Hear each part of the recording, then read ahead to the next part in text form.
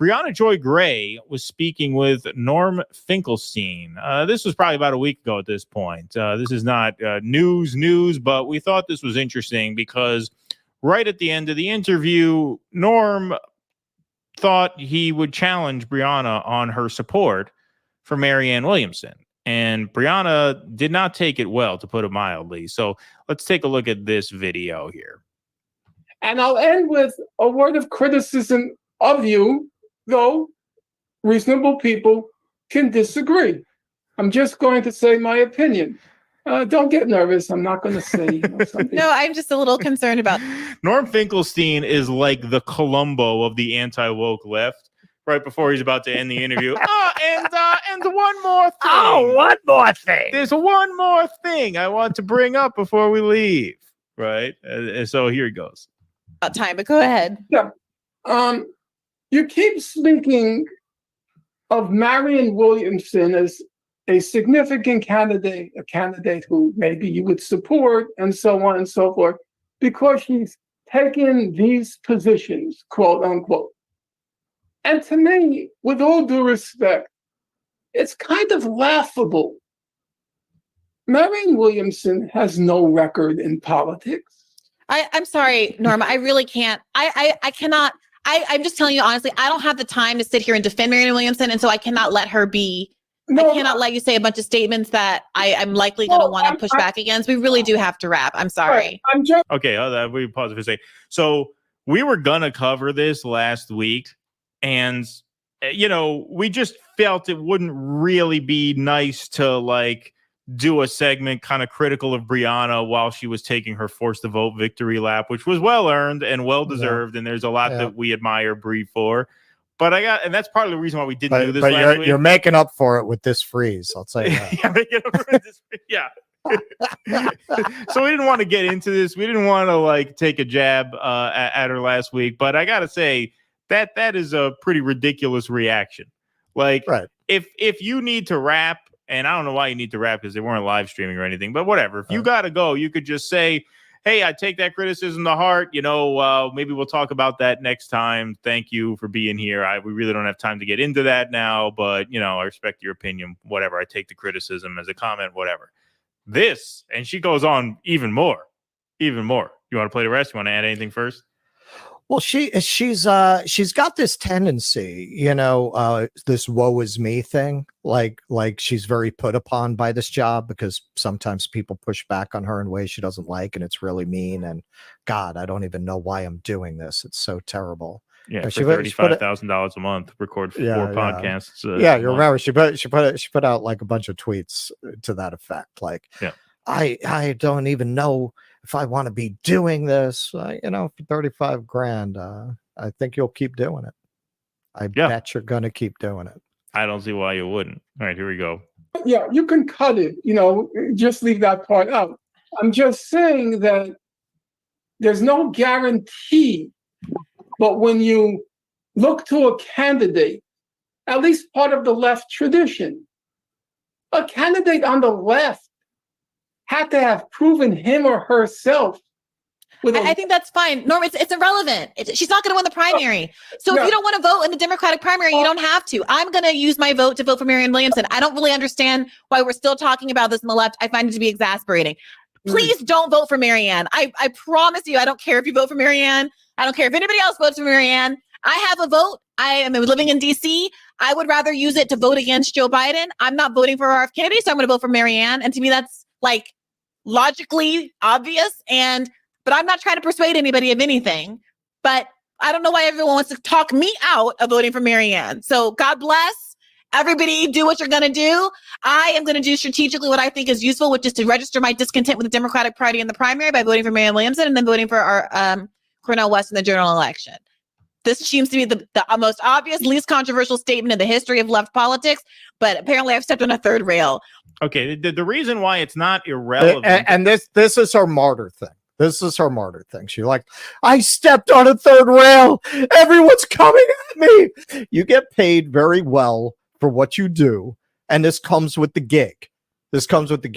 For somebody who is admirably aware of her own privilege, she nonetheless cannot help to demonstrate it whenever she gets put upon, as in this case. I also just have to add the reason why it's relevant, the reason why, your support for Marianne is not irrelevant is, very much signified by the events of the past 36 hours, right? Like if you're going to support a candidate with no chance to win, it is important to do so in a way that at least defines whatever movement you're trying to build on terms that we can all agree to. And Marianne Williamson, just like RFK, I mean, she's better than RFK on this. Everybody's better than RFK on this. But Marianne Williamson, like 99% of elected Democrats and Republicans in America, Netanyahu's better than RFK on this, right? Exactly. She's terrible on this issue. And obviously, Norm Finkelstein lost his career over taking a stand on this issue, right? And so that's why it's important. That's why it is important. Right. And the idea that there's anything strategic about registering your discontent with the Democratic Party, like the Democratic Party gives a fuck about your discontent or anybody else's discontent. If there's anyone in America who's best positioned to have understood this by now, it's Brianna Joy Gray. She worked on the Bernie 2020 campaign. Like, what don't you understand about they don't give a fuck? They wipe their ass with your discontent. Exactly. They don't fucking care. Right?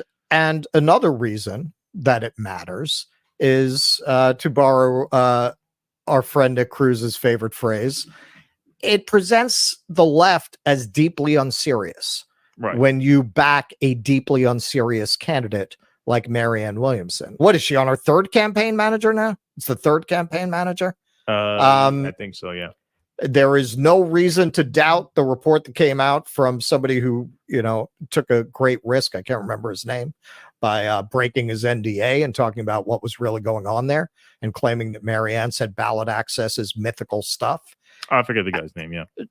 Does she have ballot access anywhere? I haven't seen anything to contradict what that guy said. So why are you even assuming you're going to be able to write her in? Listen, Brianna spends a lot of time talking about her own privilege. She does in this interview with Norm that comes up, actually.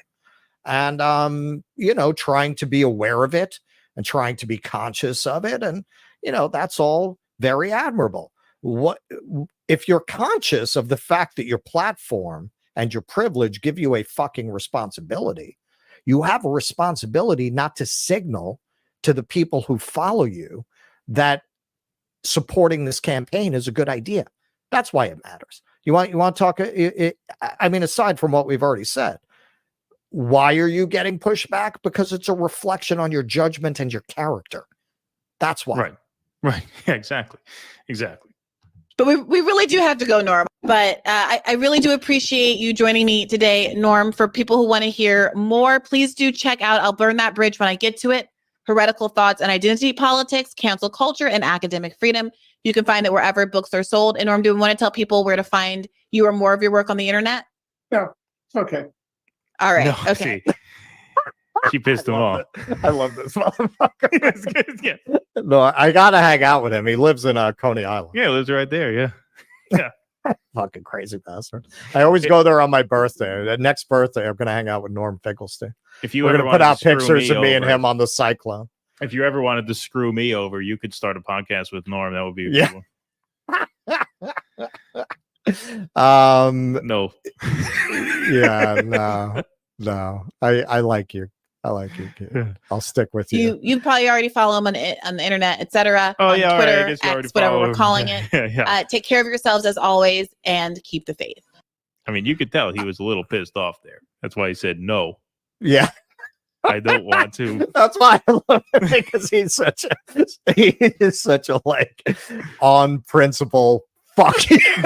Yeah, I'm not even going to promote myself. Right. Fuck you now. I'm not try to sell a book. Right. Exactly. Yeah.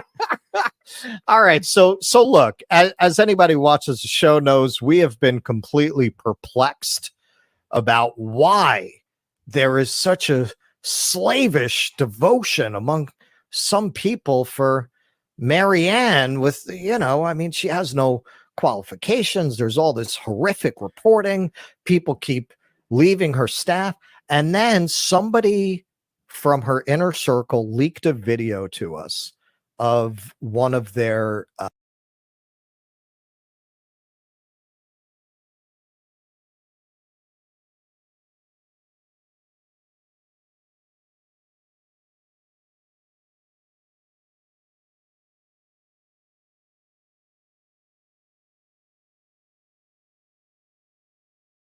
As shocking as what's happening in Palestine right now is, it's really nothing new. This week, we've seen Palestinians get kicked out of their homes at gunpoint, tear gassed, shot and killed, arrested for absolutely no reason, and now Gaza is being bombed by the IDF relentlessly. But it's also important to remember that the Palestinians have been experiencing these things on a daily basis for the last 73 years. So to understand the true weight behind the spike in Israeli terrorism, we have to first understand the historical context, which is why we're speaking with Abby Martin, a journalist from the Empire Files who's reported extensively from occupied Palestine. Abby, thank you for joining us. Thanks so much for having me. So in the past week or so, the issue of Palestine has basically become the talk of the world. And, you know, there was this whole issue in Sheikh Jarrah, and then we saw the Israeli troops start firing into the Al-Aqsa Mosque. And now, just a week later, Israel is collapsing. They're bombing buildings in Gaza. I mean, can you give us an overview of how we got here? Absolutely. And when you're looking at corporate media, of course, it always starts with the rockets and then, of course, the unequivocal declaration that Israel has the right to self-defense. You absolutely never hear about what precedes such rockets. And you absolutely never hear about the context, the overall analysis of, you know, the historical context that preceded all of this, right? And that continues to be ongoing. As you mentioned, Sheikh Jarrah, which is a neighborhood in East Jerusalem, mobs of extremist settlers that are armed, mind you, have been expelling Palestinians out of their homes that they've had for generations in this neighborhood. We've all seen the videos. They are very harrowing and horrifying. People being thrown out of their homes by force, all of their material objects being thrown violently out of their homes. You have settlers who are obviously from America in the yards of Palestinians saying, if I don't take this home, someone else will, so I have to take it. This neighborhood has been under assault for quite some time. These settlers have just been waiting for what they deem as a mandate from the Israeli courts that they've been fighting for decades to try to seize and expel these Palestinians from East Jerusalem. Now, I think the important context to this also is that East Jerusalem, just like the West Bank, is under brutal Israeli martial law. Military law forbids Palestinians from protesting, convening in groups of 10 or more, raising a Palestinian flag. All of these things are illegal under martial law. And so it is very brave that Palestinians are protesting, let alone resisting in the ways that we're seeing now. So, of course, Sheikh Jarrah was violently mobbed by these settlers, thousands strong, chanting death to Arabs and burn their memories. Palestinians peacefully resisted these mobs of violent settler attacks. And of course, soldiers showed up to brutalize them and violently suppress the protests. And of course, all the Israeli soldiers stand on the side of the settlers. Now, then you have worshippers, hundreds of worshippers in Al-Aqsa Mosque. This is the third holiest site in Islam, stationed in Jerusalem, praying during Ramadan. And then you had IDF soldiers storm the mosque, launch stun grenades and smoke bombs inside, tear gas as well, inside of the mosque, sent hundreds of worshipers to the hospital. This is a war crime, right? This is a war crime that what they did was actually tear gas and launch smoke bombs inside of the hospital after the worshipers were sent there. And then you saw harrowing footage of thousands of extremist settlers chanting, burn their memory again, erase their names outside of the burning Al-Aqsa Mosque. This is a mosque that is ancient. It's 100 years older than the Notre Dame Cathedral. All of the historians were in mass uproar when the Notre Dame Cathedral was burning, and there is quite deafening silence over the intentional burning and attacks on this ancient compound.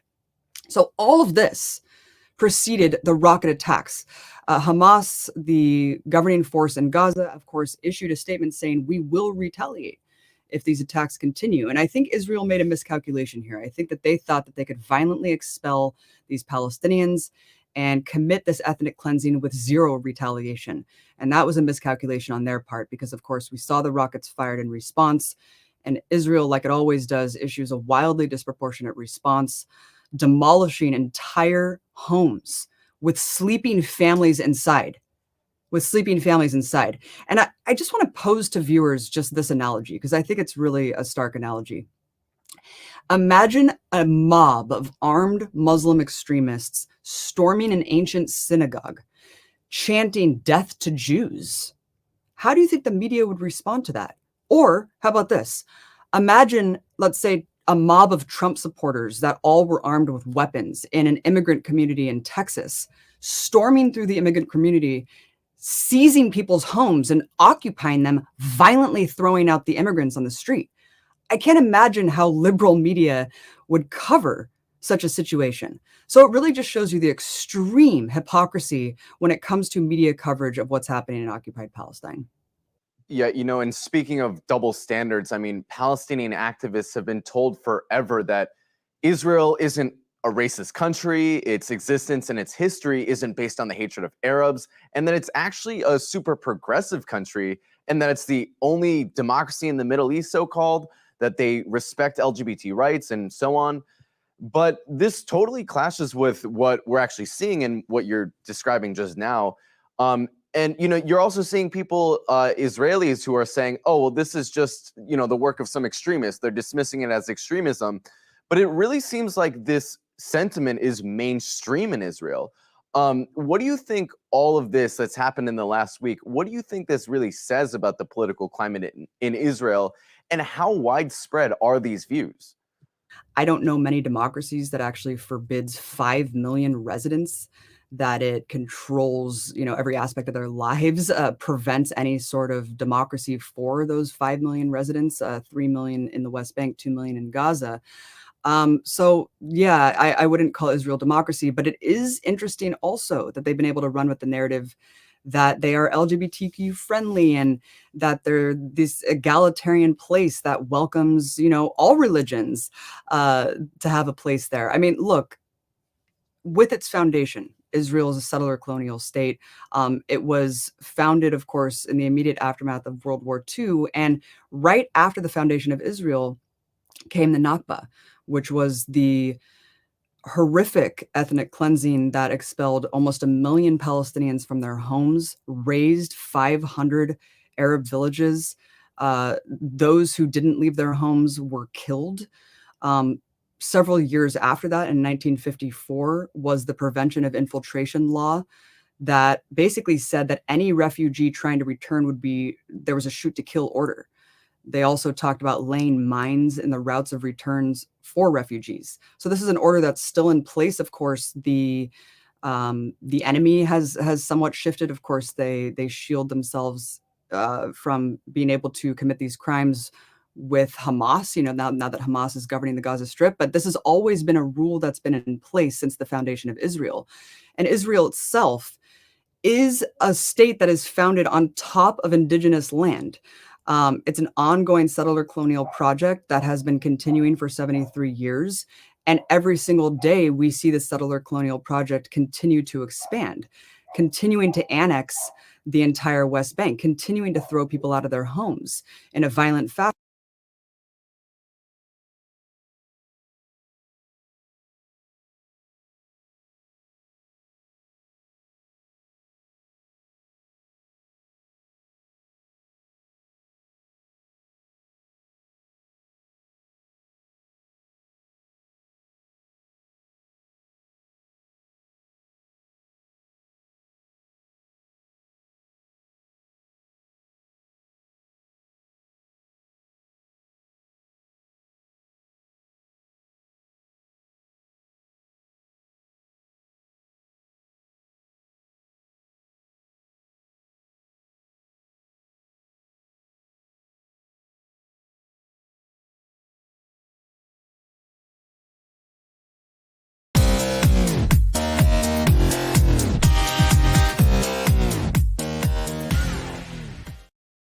university campuses around the world, London, Australia. What's happening? Chanting in Australia, about gas chambers and, for Jewish people. What is happening on our college campuses? What is happening among the Democratic Party? Some Harvard students now are scrambling to finally rescind their support of their vile letter, actually blaming the victim, Israel, for the brutal Hamas terror attacks. Not everyone disagrees with them. 2024 presidential candidate, former Harvard professor Cornel West said, the students were largely right, but they lack nuance. He joins us now with reaction along with attorney, also Harvard professor Alan Dershowitz is with us. Thank you both for being with us. You always call me Brother Sean. I call you Brother Cornel. I'm not that happy with you tonight. Then we could talk about why because we have 31 groups from Harvard. Harvard's supposed to be, I always thought, the top of the top. To get into Harvard, what an accomplishment, what an achievement, what academic excellence you must show, a cut above everyone else. And 31 student groups blaming Israel, blaming the victim. And your answer to this is they are largely right. Hamas that murdered children, Hamas that murdered innocent people. That's what I said, though, brother. Okay, they are largely right, but lacking nuance. No, I didn't say lack nuance. That's the title of the piece. Okay. My actual words were, I'll just be very honest. I got it here in front of me. The words were that Israel's policies of war crimes and collective punishment against Palestinians. I'll read it to you. Israel and the United States Hamas are must primarily take responsibility for killing innocent people. Anybody who kills innocent people are engaging in barbaric acts. You said no matter Israel, who they are, what color, what nation, and so forth. Israel and the United States are primarily And the United States has supported and enabled. You explain to this audience. I want you to explain. How is Israel and the United States responsible for beheading 40 children? How? I'm talking about the context. 545 Palestinian children died in August 2004. Not one American said a word. I believe a Palestinian baby has the same value as an Israeli baby. So when you have that kind of vicious hatred and revenge, you get response of hatred and revenge. They are all wrong. They're all war crimes. They're all to be condemned. But you cannot simply look at this particular moment without the larger backdrop of an ugly occupation and the ugly attacks chronically against Palestinians. Welcome to a Friday edition of the Nick and CJ show. I'm one of your hosts. I'm CJ. What's up, Nick? What's popping, my friends, my family? Welcome back to RBN. We have a fantastic show for you guys. I'm glad you decided to cover the story with Sean Hannity and Dr. West. I didn't see the video there, so I have a question for you guys. When is Sean Hannity gonna get his Facebook page pulled? When is he gonna get his Instagram page pulled? Because he repeated a rank lie, something that even the Israeli government and the United States government is running away from now. The debunked claims of chopping the head of Israeli babies off, but there's so many lies said there. I want you guys to understand. 2022 was the deadliest year ever for Palestinians. Do you guys know that? Did Sean Hannity tell you that? Is any of these news stations, any of these Zionists, Democrats, Republicans, are they telling you guys that? 2022 was the deadliest year for Palestinians, where they was raiding mosques, forcing people to demolish their own homes, committing in wide-scale ethnic cleansing. So when Sean Hannity says that Israel is a victim, that is a lie. Israel, and we're gonna take a lot of heat for the next few months.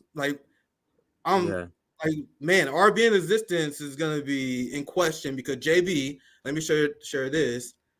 Because we're gonna tell you guys the facts. It's facts over your feelings. It's funny, the right wing that say facts over your feelings, they're now lying while throwing emotional tantrums when people debunk their bullshit. Like Robbie from The Hill, I need to give another spanking because he had to childish emotional outburst. Yeah, I heard it. I haven't seen it. I heard it though. I don't know if we got time for it today. If I don't cover it, I may go live tomorrow because this. There's a lot. There's a lot to cover. There's 5 stories I had to personally cut that I wanted to do because it's just not enough. It's just not enough time. So I don't know if I'm coming with you tomorrow, but it's gonna sometime this weekend. I gotta go live in order to cover. Yeah, it's all good. We stories that's falling by the wayside. Yeah, may have to do extra credit. Yeah, and I want to get quickly to the Sean Hannity, Dr. West story because I want you guys to understand Israel is a militarized police state, fam. Israel is a militarized police state where everyone is forced to join the IDF, where they have mandatory military conscription. So how else is the Palestinians supposed to resist their violent occupier? You have BDS, a peaceful movement where we boycott Israeli and people who support Israeli businesses. And that is banned in multiple states, including California and New York, Florida, Missouri. These are states that pass bans against a peaceful protest. You had the Great March of Return, where Palestinians marched in peaceful protest style, and it was mowed down by the Israelis. So what you guys are saying is that Palestinians should die politely. In RBN, we are about to get in trouble. I am about to get in trouble because that is not our position. We are revolutionary blackout. That does not serve our agenda. That does not serve my community to have this idea where we shut up and die because the establishment, we want to protect the established order. We'll cover this later with the Tim Pool show. Well, that's the position of Tim Pool and the host. Die politely so we can uphold order. I absolutely reject that. And I'm going to get a lot of heat and I'm going to get in a lot of trouble because of that. So I don't want to hijack this. I'll pass to you, CJ. I just want to make sure I shout this out because we may get in trouble. You guys need to look at other ways to support us. Like look on Patreon, support us via our GoFundMe. JB Font, our RBN brother, is demonetized. Why? Because he told the fucking truth about Israel. He told the reality what's happening instead of people living a fucking fairy tale. Weaponizing pacifism against indigenous people. CJ, we know exactly what people would say in the 1800s at the indigenous people in our country were being genocided. So what happened? There were some Native Americans who said, give me liberty or give me death. Something that white people only care about for white people, right? So they said that a few people fall against the occupiers, and then white people are like, oh my God, look at the Native Americans. They're so violent and barbaric. And then the people, the progressives who weaponize fascism, pacifism, where they was like, oh my God, you Native Americans, you guys need to be more peaceful. You guys need to be more tactical in their approach. And what was the result of that, CJ? Those motherfuckers got genocided. Yeah. In the millions. And that oh, let me, I got my phone ringing. Let me pause. My phone's ringing. I don't want you to hear that. My phone's ringing. Hold on a second. Yeah, you can feel free to chime in. I had to start out with fire today. We gotta be very quick because we got guests coming through. Okay, yeah. So I'll just let it kind of ring in the background. But what I wanted to say is that this is the reason it's a unique relationship the United States has towards Israel. People, and I'm gonna say this every stream that we're talking about this. People have to understand you are looking at if like being a colonizer, an empire, if that is a person, we're at age 85 right now. And then the way the United States looks at Israel is like a 25-year, you spry young chick, you spry young colonizer chick. Look at you in the early. I remember those days when we did that to the Native Americans and the black. This is that's literally what's happening here. This is the reason why do you think the United States don't know that how Israel got there, how Israel was established is not a colonial settler project? You think they don't know that? They know exactly that. This is the reason why they're so understanding when there's a slave revolt. So I'm using language for you to understand. Put it in that context. A slave revolt would be labeled terrorists. What we call slave revolts, terrorists. Absolutely. But like it doesn't make any sense, but that's exactly what's going on here. And that's why it's so important. I'll bring it back up the debate, and whenever you want to get it started back. Now to your point, Nick, you mentioned you gave a comparison of people who were kind of milquetoast. There was a killing of the natives, and then there was people who were milquetoast. Well, let's do this, and then it was genocide. So that's sort of how I'm looking at this interview with Cornel West, because he is great, far greater than anybody they let on mainstream cable news talk about this, advocating for Palestinians. But he still has a blind spot. And that's that social democratic blind spot of critique, that you don't have the ability to answer some of their questions effectively. So you look weak in the answer, because you're not full-throated with your analysis, radical analysis and radical change needed. You kind of have a radical analysis, but the radical analysis to what needs to be changed is still kind of soft, because you're still benefiting from the system, and you're still allowed in these places, and you still want to be allowed. So you really can't go at their pockets in the way that somebody like you and I can do. Go ahead. That's such a great point, CJ. I'm gonna get in trouble if I'm ever on 10 Pool and Fox News, because these people are doing the thing that the United States want them to say and do to justify their genocide, where they say, "Oh, well, I condemn Hamas." Right. I condemn the United States of America and the failed project of Zionism, which failed in their core tenet of protecting Jewish people. The United States is funding the Israeli state and allowing them to commit a genocide against Palestinians and radicalizing them to the point where they have no choice of armed resistance. So how the fuck am I, a taxpayer to the United States, funding the genocide against the Palestinian people, going to condemn them during their resistance? That is not our right, especially since Israel set the terms of engagement, fam. So Israel killed Palestinian kids, Palestinian civilians. So Palestinians are going to match that rule of engagement. This is grown-up talk. You notice how none of these Zionists talk like grown-ups. They fucking children. Palestinians have every single right to resist their occupier. So I don't condemn Hamas. I don't. I condemn Israel. I condemn the United States. Israel is out of compliance with international law. This is what you say when you're on Sean Hannity. You guys know the only reason why Israel is not prosecuted as the criminal war state that they are is because the United States uses veto power. Veto power. Mm-hmm. Do they ever tell you that? And I'm supposed to be sympathetic to this criminal regime? Get the fuck out of here. I'm going to get in trouble very soon, because I will not ever give an inch to genocidal Zionists. And I will praise Dr. Cornel West, because I'll be negative than positive, right? Because I think he needs to be harder, and he needs histy motherfuckers. But you guys see the difference between Dr. West and RFK Jr.?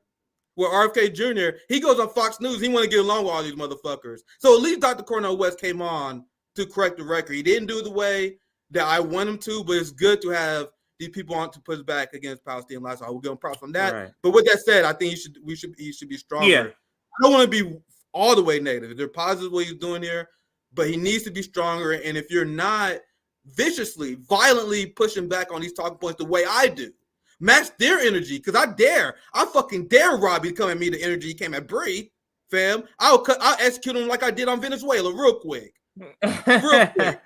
You guys think you have the moral high ground as you supporting a genocidal military police state? I'll fucking bring it on. Bring it on. Go ahead, CJ. Nick, because you would come with facts. Facts is the only thing that cut down emotional arguments. Yep. But it's gonna go one way. Either it's gonna make him more emotional because he's losing the battle. You get what I'm saying? So he becomes even more emotional, or he just gonna give up like he did last time he gave up. And no one invited me on the shows, bro. My tweets is going viral because I'm unapologetically standing for Palestine right now. And people see my tweets, but none of these motherfuckers invite me on, CJ, right? None of these motherfuckers are even trying to challenge me. These Zionists are just blocking. They can't deal with my heat. Come at me like that, Robbie. Come at me like this, Sean Hannity. Pretend you have the moral high ground on this issue, as you were silent when the regime that you're apologizing for was executing Palestinian babies, executing Shireen Abdul Akleh, an acclaimed journalist, an Israeli sniper, shot her in the head. The Israelis killed so many UN peacekeepers that the UN in 2014 sent essentially a cease and assist letter to Israel, begging them to stop killing UN people. You know how Israel responded? Fuck you, we're about to kill some more UN people. And they killed more UN people in their invasion of Gaza today. So go ahead, get angry at me, Sean. Get angry at me, Robbie. I fucking dare you. Go ahead, let's continue. Yeah, let's see how much of this we get through. Left wing. Oh, by the way, we do have a guest that's coming in about 20 minutes or so. So just to announce that. Anti-Semitism running rampant on university campuses around the world, London, Australia. What's happening? Chanting in Australia, about gas chambers and, for Jewish people. What is happening on our college campuses? What is happening among the Democratic Party? Some Harvard students now are scrambling to finally rescind their support of their vile letter, actually blaming the victim, Israel, for the brutal Hamas terror attacks. Not everyone disagrees with them. 2024 presidential candidate, former Harvard professor Cornel West said, the students were largely right, but they lack nuance. He joins us now with reaction, along with attorney, also Harvard professor Alan Dershowitz is with us. Thank you both for being with us. You always call me Brother Sean. I call you Brother Cornel. I'm not that happy with you tonight. Then we could talk about why because we have 31 groups from Harvard. Harvard's supposed to be, I always thought, the top of the top. To get into Harvard, what an accomplishment, what an achievement, what academic excellence you must show, a cut above everyone else. And 31 student groups blaming Israel, blaming the victim. And your answer to this is they are largely right? Hamas that murdered children? That's the part, Hamas that murdered innocent.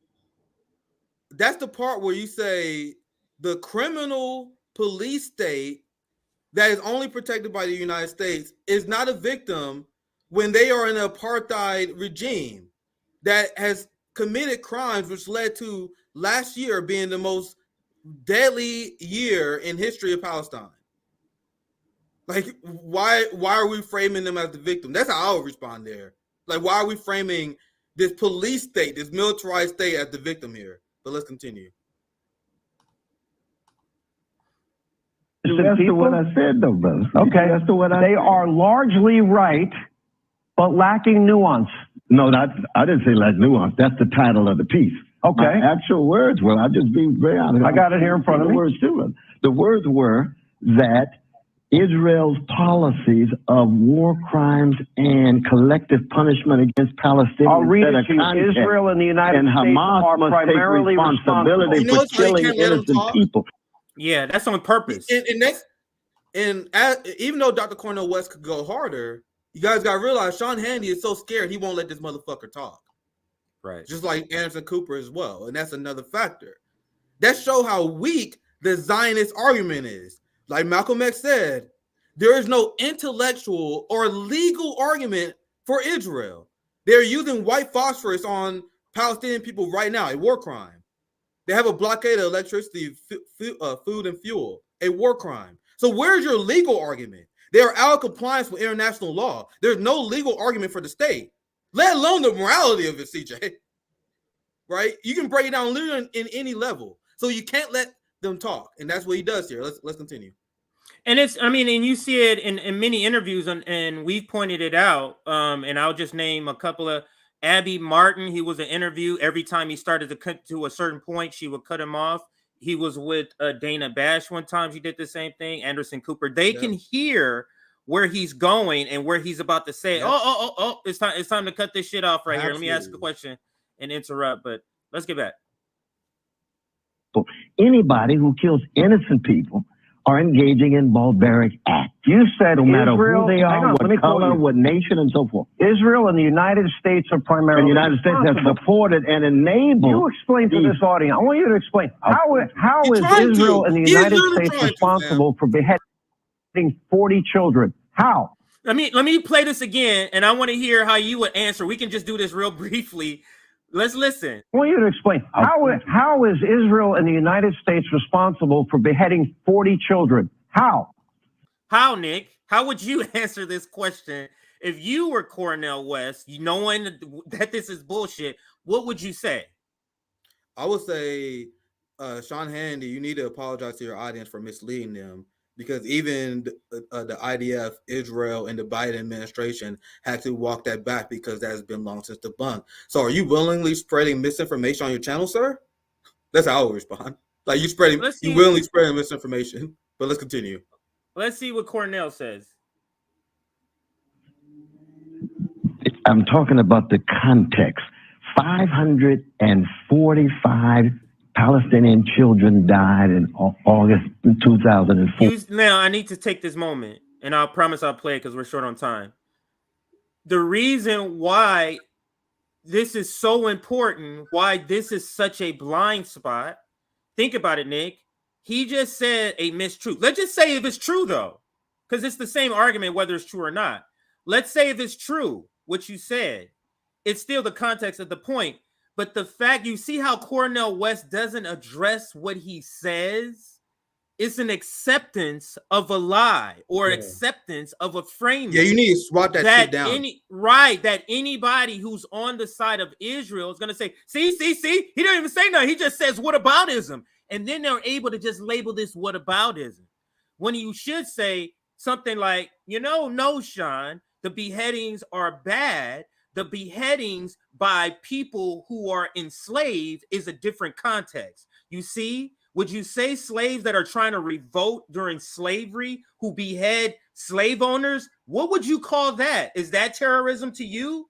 You see how you can flip that shit right on them and use slavery. Use that context. But let's get back before we run out of time here. For not one American said a word. I believe a Palestinian baby has the same value as an Israeli baby. So when you have that kind of vicious hatred and revenge, you get response of hatred and revenge. They are all wrong. They're all war crimes. They're all to be condemned.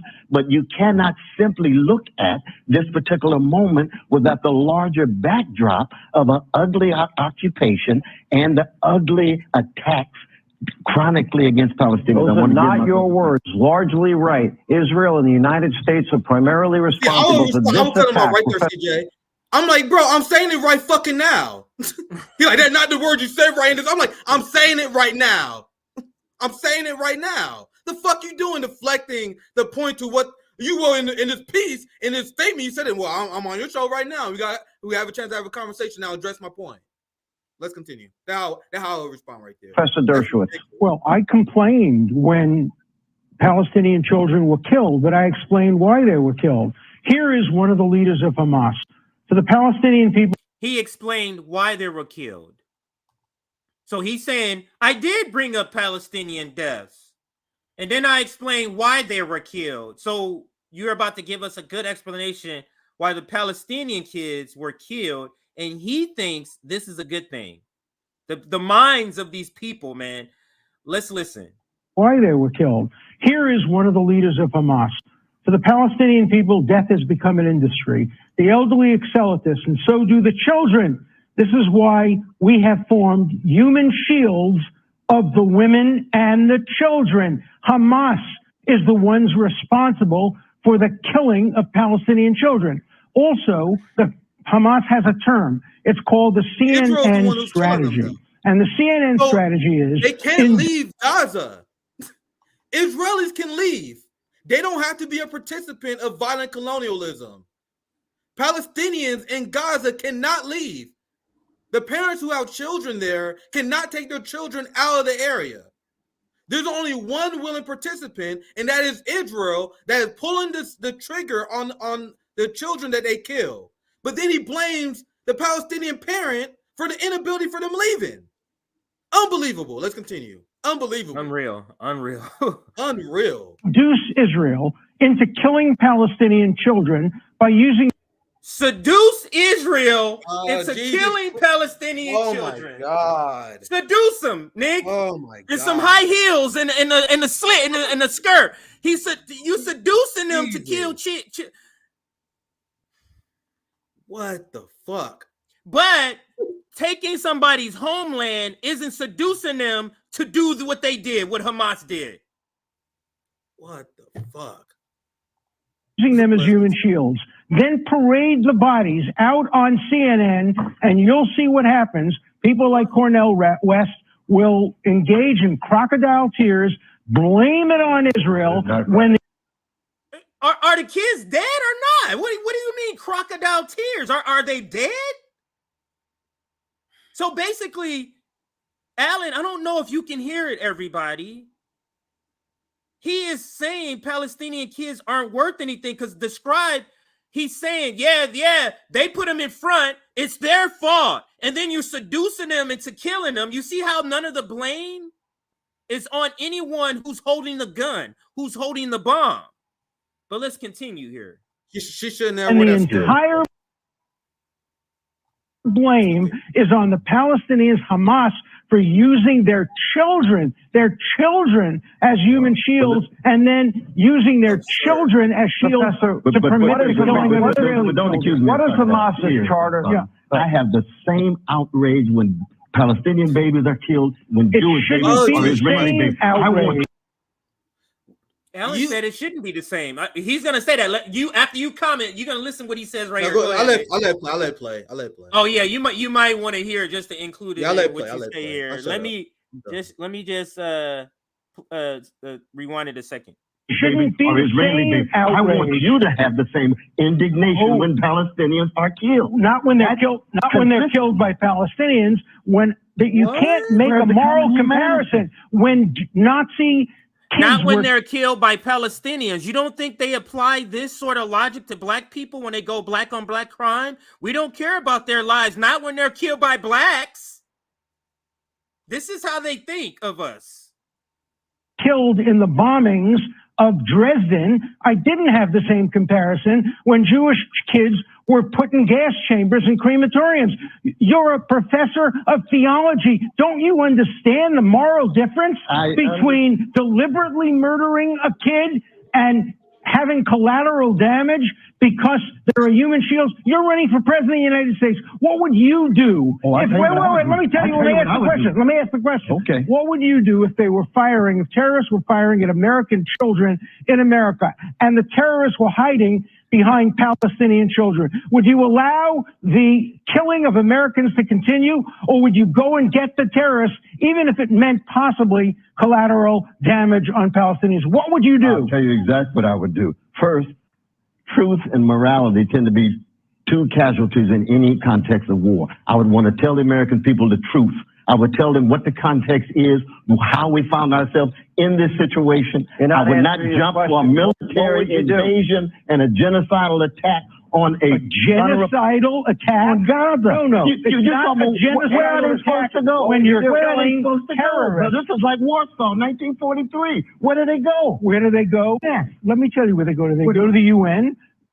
You heard everything that Alan said, Nick, and that's the reply that Cornel. You see how he doesn't address the nonsense framing that the emotional framing overly propagandized framing horrendous sort of atrocities that you're trying to portray that is happening to Jews. He never addresses it. He never pushes back on that context. That is the weak spot of social democracy. They don't really have an answer for that question. They need to have an answer. We would have Ajama would have an answer like this, Nick. Mm-hmm. Margaret Kimberly would have an answer like this. Go ahead, Nick, if you were going to chime in here. There's only one country here. Well, Palestine not a country because Israel stole their sovereignty. That is true. But there's only one people here that is out of compliance with international law, and that is Israel.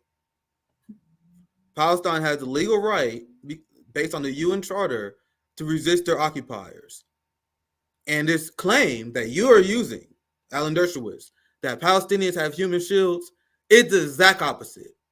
And I remember people got mad at me, but they can't disprove it.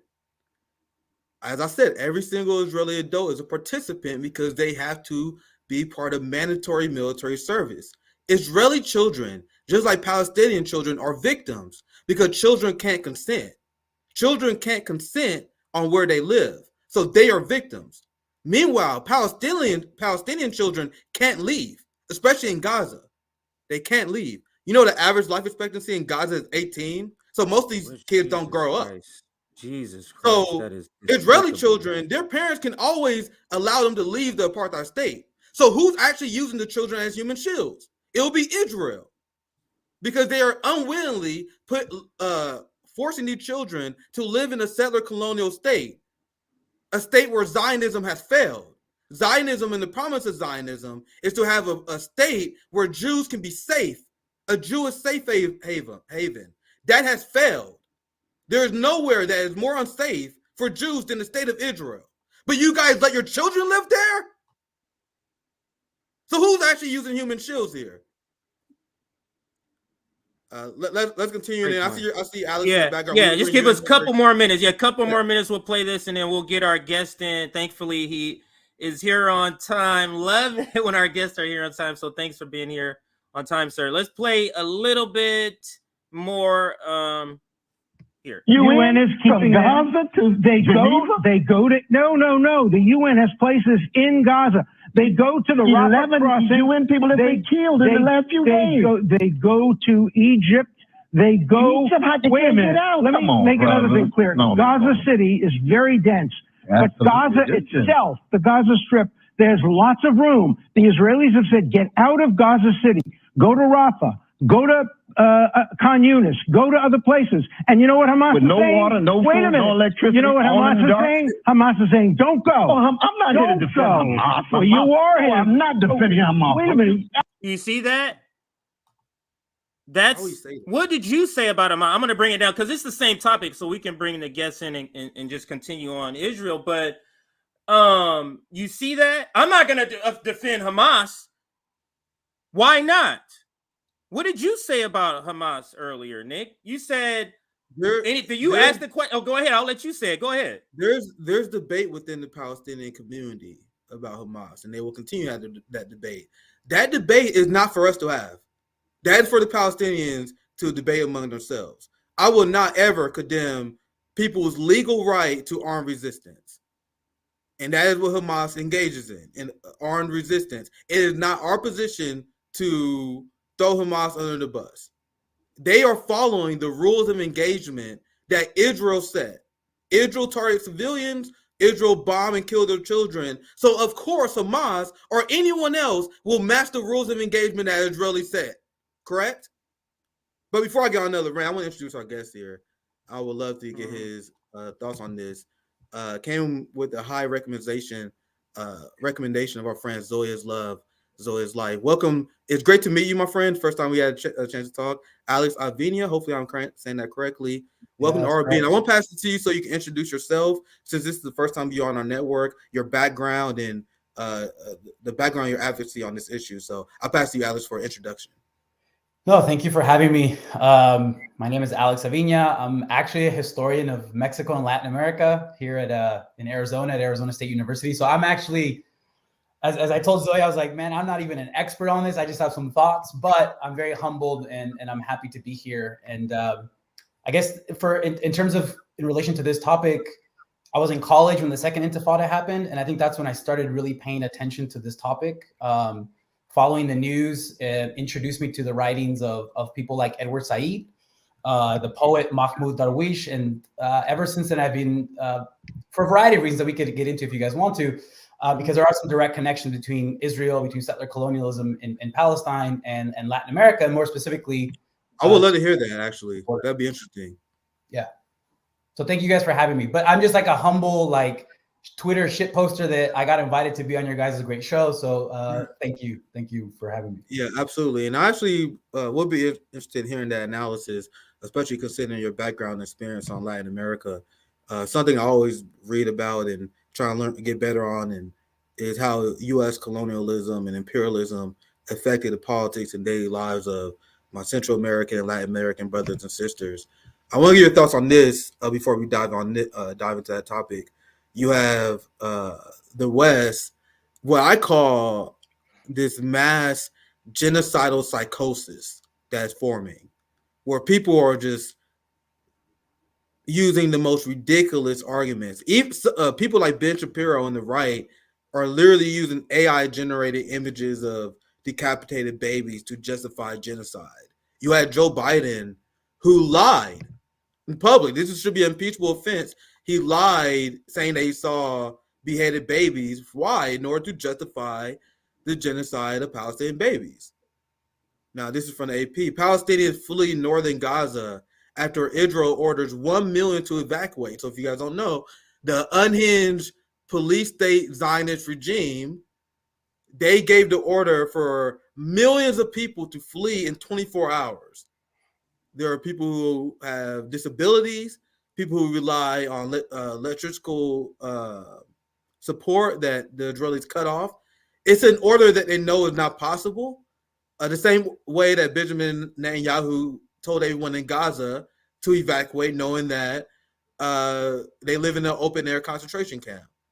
So I want to get your general thoughts, Alex, and I'll pass CJ for any thoughts on that headline as well, on this mass psychosis that's going on in the West that is justifying the massive Palestinian genocide that's going on. I really can only show you guys headlines.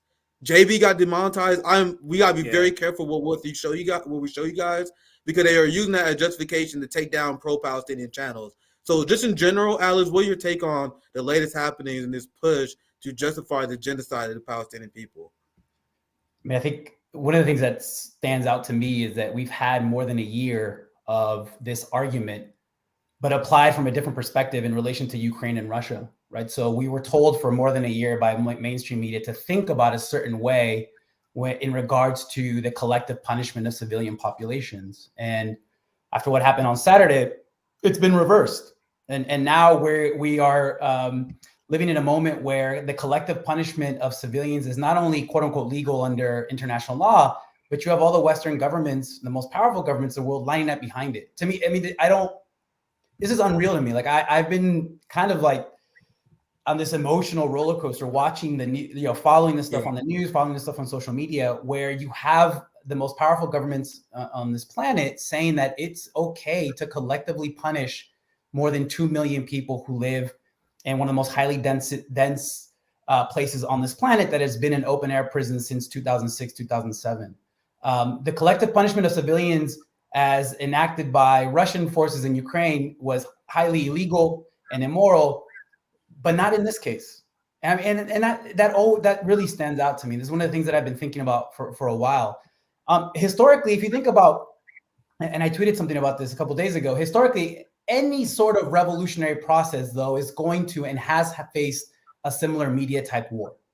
I tweeted something about, thank goodness Twitter wasn't around during the Haitian Revolution. Because can you imagine some of the more mainstream perspectives and ideas that would have come out in regards to what happened in August 1791, when Black slaves in northern Haiti and the most lucrative, most profitable sugar plantation in the world took up arms and started killing their masters. And we can track that, right? We can track that by looking at French, British, and American newspapers at the time and how they represented the actions of the folks in what eventually became Haiti and waging a successful slave revolution that led to the world's first modern Black sovereign state. So it's to see this counterinsurgency waged through media is really difficult to parse through in a variety of different ways, right? I mean, I think another thing that I've been watching is how, as usually is done, Americans tend to make this shit about themselves. Right. So one of the first, of course, the immediate instinct of moderates and liberals is to punch down and to punch left. Yes. And that's all we've had like the last, there's been some really good pushback, but in mainstream media that reaches the majority of Americans, we've had one think piece after another that is punching down and punching left. While we are witnessing in real time, like ethnic cleansing. I don't know what to make of that. As a historian, you read about this kind of stuff, you research this kind of stuff, you look at primary sources and documents, but it's a hell of a thing to watch it unfold in real time. And it's I don't know, man, emotionally, it's horrific. Yeah, as a historian, I want to ask you about Western liberal democracy being completely exposed because of this issue. All the quote unquote right wing free speech absolutists, they have nothing to say now that Western governments, because they know they're in the wrong in this issue, like Western liberal democracy do. They had to crack down on dissent in response. So this is what I criticize, and this is what made RBN a shock to the professional managerial class who are deeply influenced by Western chauvinist belief. And this is largely Bernie Sanders and the DSA wing, where they truly believe Western liberal democracy is something to be praised. But Western liberal democracy, they will allow you to criticize the government. But the second that you take action on that criticism, watch you see the state violence happen. That's when that's when authoritarianism cracks up. So I want to get your general reaction. I also want to get CJ's reaction as well, because I have a hotspot video that just dropped. I uploaded on YouTube right before we went live. I posted it on Twitter while I cover this. You had Germany and Berlin who banned pro-Palestinian protests. You have France that is now banning pro-Palestinian protests. So, Alex, I want to get your perspective as a historian. What your general reaction to this? The crackdown on free speech that no one is talking about other than a select few that's coming from the West. This increased authoritarianism. You see it on Ukraine. You see it on issues of Cuba, China, and now the Palestinian crackdown is becoming even more intense with our friend JB, our brother, being demonetized for telling the truth about this. But Alex, I said no, I'll pass to you for your perspective, and CJ, you can chime in if you want to as well. Yeah, I think free speech as a concept is one thing, right? But when it actually gets put into practice in specific contexts, it particularly in places like the United States, it tends to coincidentally always favor the powerful, the privileged, those that have capital, those that have power.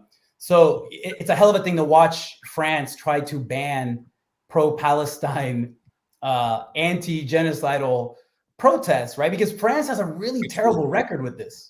Right. In 1961, you had Algerians who were protesting French actions in Algeria during that country's war of national liberation. And the French police killed more than 100. They drowned a bunch of these protesters by pushing them into the river, the river that goes in the middle of France, Paris. So it's, free speech in practice in the way that it actually gets implemented in contexts that are shaped by unequal power relations. In the US at the very least, always tends to favor those with power, those with access to media, those with access to having their voices heard. And one of the interesting things, though, in the reporting on the banning of rallies and protests in places like Germany and France, and one of the things that stood out to me is that obviously we see that these Western governments are wholly behind what the Israeli government is doing and is horrifically going to do. But the streets are not with their governments.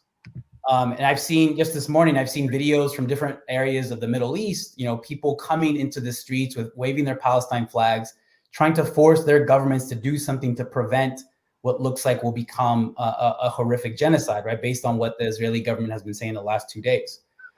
During the last World Cup in Qatar, the one flag that was most ubiquitous in all the games, especially thankfully, Morocco advanced to the later stages of the World Cup. The Moroccan national team, every time they won a soccer game, after that, when they were celebrating on the field, they had their Palestinian flags. You had all the fans in the stadiums waving Palestinian flags. So one of the things that we're seeing here, and this is why there's a crackdown by the very Western governments that say they're defenders of free speech, is because the streets are not with these actions, and they're not with the governments that are supporting these horrific actions. And go ahead, CJ. Go ahead. Just to add a little point here that both of you are kind of touching on. Good guys don't ban shit, Nick. Yeah, and they don't ban. Good guys don't ban shit. You know what I'm saying? You see what's happening in Ukraine. You see what's happening here. Like, if you're on the right side of morality, of humanity, you don't have to ban shit. You get what I'm saying? Like, if we go, everybody deserves healthcare. whoever says I'm against healthcare, we don't need to go, you're banned. You get what I'm saying? Yeah. It's like I'm on the right side. So I want somebody who's against morality, who's against humanity, to give their point so everybody can see how stupid you are. But when you on the opposite side, then you have to ban the person who's saying, no, everybody does deserve health care. You get what I'm saying? So it's a clear indication to me of they know that they're wrong, or at least the people are going to see, like you said, the people in the streets are going to see that they're wrong. And you guys see what they're using there? Look at this liberal democracy. Look at the freedom ring here in France. Tear gas. You guys know tear gas is a war crime? They don't tell you that in school, don't you? Yeah. Tear gas is a war crime, fam. Western governments use it on their own people because who's going to hold them accountable? Their mindset is, oh, well, we ain't using it on combatants. We're using it on our own people. And police in our country had lied for years, decades, on the effects of tear gas. And this is just being exposed by science here recently. There was tear gas used in Seattle that caused many people with asthma to suffer immense health consequences. Some passed away. There were a lot of miscarriages where people who was pregnant that attended George Floyd rallies miscarried immediately. So isn't it funny the pro-life conservatives is okay with tear gassing pregnant women? Very interesting, right? So go ahead, Alex. Feel free to interrupt me and talk. I monologue a lot. You can chime in. I won't get mad. Visually, we get to see where free speech ends, right? It ends at the end of a police baton. I mean, that's what free speech is, right? Because there's always a side, a faction, or a group that gets to decide the limits and the parameters of what constitutes free speech and what doesn't constitute it. Because free speech is an ideal, but it also exists within contexts that are structured, again, to repeat myself, with unequal power relations, right? So this is what we're seeing in this video from France, right? Is this the one from France where you have people who are saying, we don't want 2.4 million people to be ethnically cleansed, to be bombed, to be killed. And the French police go out there and do what police everywhere in the world do, right? I mean, the police are always a good reminder about what happens to free speech when you're out in the street protesting against things like we're witnessing right now throughout, not just in France, but in many other countries as well. But you see it. There was a city in England that tried to ban, I think they stepped back from it, but they tried to ban the public display of Palestinian flags. Again, there's this really sick thing, right, where they're trying to conflate Palestine, all of Palestine, with what happened on Saturday with Hamas, right? They're trying to conflate a broad array of violent and non-violent forms of Palestinian resistance into what happened in one day. And then that's being used as justification for things like, we are going to ban the public display of the Palestinian flag in this random English city. Or another video I saw last week where I think it was in Sheffield, they put up an Israeli flag, but then a protester went up there, took it down, and put up a Palestinian flag, and that was met with a certain level of police brutality. Right, so it's free speech is again, it's a great ideal in theory, but when we see it put into practice in certain contexts, then we really get to see what that ideal becomes, and we're seeing that play out in real time right now. Look at how they frame it in the media to justify it. Yeah, and I speak out against black shit libs in the Black Congressional Caucus all the time for weaponizing race issues against us, don't we, CJ? Yes. So if I was a Semitic person, do you guys know how fucking furious I would be? I would be fucking screaming because they are using anti-Semitism to justify a crackdown on the freedom of assembly. CJ, imagine how mad we would be if they was like, yeah, we need to combat anti-black racism, so we got to ban protests. Like, don't fucking use my struggle as a way to increase your government power. It's actually disgusting what they're using. So I'll read a headline for people who are only listening. European leaders pledge crackdown on anti-Semitism as incidents rise. And it's so disgusting. People who speak out, to call people who speak out on the apartheid genocidal state of Israel, which include many Jewish people, like Max Blumenthal, we're going to show you guys that here soon, as anti-Semites. That is the height of anti-Semitism. Yeah. Also because the Palestinians are Semitic people. absurd rationalization by the West. Anyone want to chime in before I move on? Going once, going twice. Yeah, just as quickly. I mean, these type of headlines and these type of characterization actually hurts and undermines the actual struggle against anti-Semitism. I mean, and that's so. You know, things like guys going into synagogues in the U.S. and murdering Jews, like that. Like that's anti-Semitism that we should be organizing and fighting against.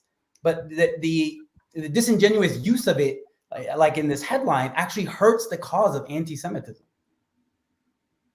Yeah, I want to show you guys. I should show you guys this earlier. Kind of did it in the wrong order, but you guys see how France banned protests.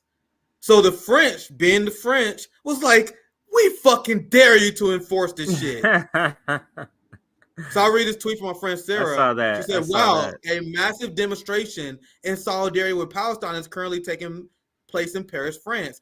People are challenging Macron's ban on pro-Palestinian protests by chanting, 'We are all Palestinian.'" Let me turn the audio on just real quick. I covered this in my house.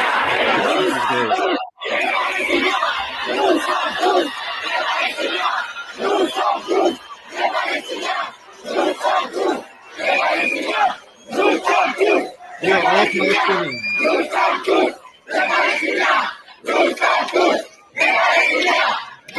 Palestinians.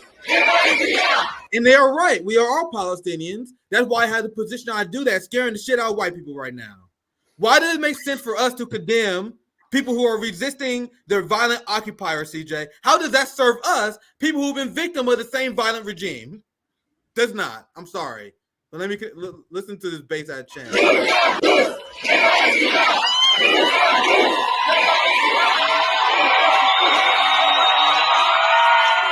Well, the reason why. Hey, Alex, you. Go ahead. I got a question for Alex. So, Alex, you mentioned earlier, you alluded to a connection, because you said you were a Mexican historian or Mexico historian. So, what sort of connection, or is it historical? You're saying, is there a connection to Palestine or to the struggle, or what were you meaning when you mentioned that earlier? Well, no, I think we have journalists in the borderlands region like Todd Miller who talk about a Palestine-Mexico border. And the way they talk about that is because a lot of the border and fence technology that currently exists on the U.S.-Mexico border is technology provided by Israeli companies. And it's technology is Israeli technology that was developed and tested and implemented in Palestine first. And then they use these companies like Elbit Industries, I think it was Elbit Industries. They will then use their what they've done building walls and fence regimes in Palestine as a way to sell it to governments around the world, including the US government. So I'm currently in Arizona. I think all of our fixed non-manned sensor technology on the border with Mexico they all come from this Israeli company. And they come, they organize, they organize workshops, they organize sales pitches, and their sales pitches, particularly the ones that are articulated by corporations like Elbit, is to say this technology has been tested and proven in Palestine, it works, and therefore you guys should implement it on the U.S.-Mexico border. Wow. So that's a very clear, direct connection between. And I really like the characterization by some, like, I highly suggest reading the books and the articles of Todd Miller. But we do have a Palestine-Mexico border in the sense that it's Israeli tech, border tech, that has been implemented here, particularly here in Arizona, on the border between Arizona and Mexico. So we also have this this weird connection, right? And I wrote about this a couple years ago for a website called Liberated Text run by Louis Alday. I reviewed a book, an old book from the 80s about Israeli sales of weaponry to Latin America. It's a history of it. And one of the things that really stood out to me is that in the late 70s and early 80s, you had Israelis, essentially state-run armaments industry companies, go to Central America and sell weaponry and give military and counterinsurgency expertise to death squad regimes in places like El Salvador and Guatemala. The US in the late 70s, early 80s wasn't able to do that directly or legally because of Congress. So the Israelis, though, were not beholden to the Israeli government, and these companies were not beholden to human rights regulations that were being passed by the U.S. Congress. So they went and worked with some of the worst elements in places like Guatemala and El Salvador in the late 70s and early 80s, right? In the middle of these horrific death squad regimes that then spurred, hundreds of thousands of refugees in the 80s that came to the United States. And if you think about after 2010, when we started to get another cycle of Central American refugees and asylum seekers, they were fleeing countries who were still suffering the effects of what had happened in the late 70s and early 80s, where the Israelis were waging what one journalist called Uzi diplomacy, which was they would go and connect with the worst of these death squad regimes and provide counterinsurgency techniques and expertise and weapons to these regimes that were trying to put down popular efforts of resistance, including some left-wing guerrilla movements, the famous FMLN in El Salvador, and a guerrilla coalition that existed in Guatemala. There's this really, in doing this research, there was this crazy quote I came across by a Salvadorian, one of these like Salvadorian death squad leaders or military officers. He said they asked him about why he preferred working with the Israeli weapons companies, not the Americans. And his quote was, Americans know nothing. Don't forget that they lost in Vietnam, but the Israelis do know. So they used, so in the 70s and 80s, they used the experience of settler colonialism in Palestine to sell weapons and expertise to these Central American countries. And then by the late 90s and throughout the 2000s, they've used, again, those experiences of building walls and fences and technology in Palestine to sell it to Americans, both political parties, right? Because their policies on the border is bipartisan. So now we have all this Israeli tech on the border. Yeah, well said. That is amazing connection there. Yes. I'm trying my best to follow politics in the global South. And I think it's no, we definitely got to have him back on, Nick. I know you do Nick at Night maybe, but for a Nick and CJ show, got to have him just to have him for a couple of segments instead of just one, just to explore some of these connections, because we really don't know the depths of colonial settlers sort of like teaming together with ideas and like picking up what other settler colonial sort of projects do and wanting to implement them in other places. Just amazing to me. But Alex, go ahead, Nick, if you want to close it. Anything you want to shout out before we let you go? You could find my work. I mean, I'm on Twitter. Probably been on there too much the last week or so, but same here. I have a website, alexanderavina.com. I think most of my stuff that I've written is on there. Again, I focus mostly on Latin America and Mexico, with the exception of that one article that I really like. Actually, the reason I got into that article is because my own research deals with Mexican guerrilla movements and armed struggle in the 60s and 70s, and in the Mexican military, they used an airplane in the 70s to disappear people, right? They would put these people into planes, fly them over the Pacific Ocean and dump them into the ocean, these horrific things called death flights. And the plane that they used was an Israeli-made plane called the Arava plane, which was a short landing and takeoff plane that was especially made for counterinsurgency. And that's really, in terms of my own personal research, that's what brought me back into this issue of thinking about the circulation of counterinsurgent and settler colonial knowledge, and how it kind of makes its way around the world. And it continues to affect us today, especially living here in the U.S.-Mexico borderlands.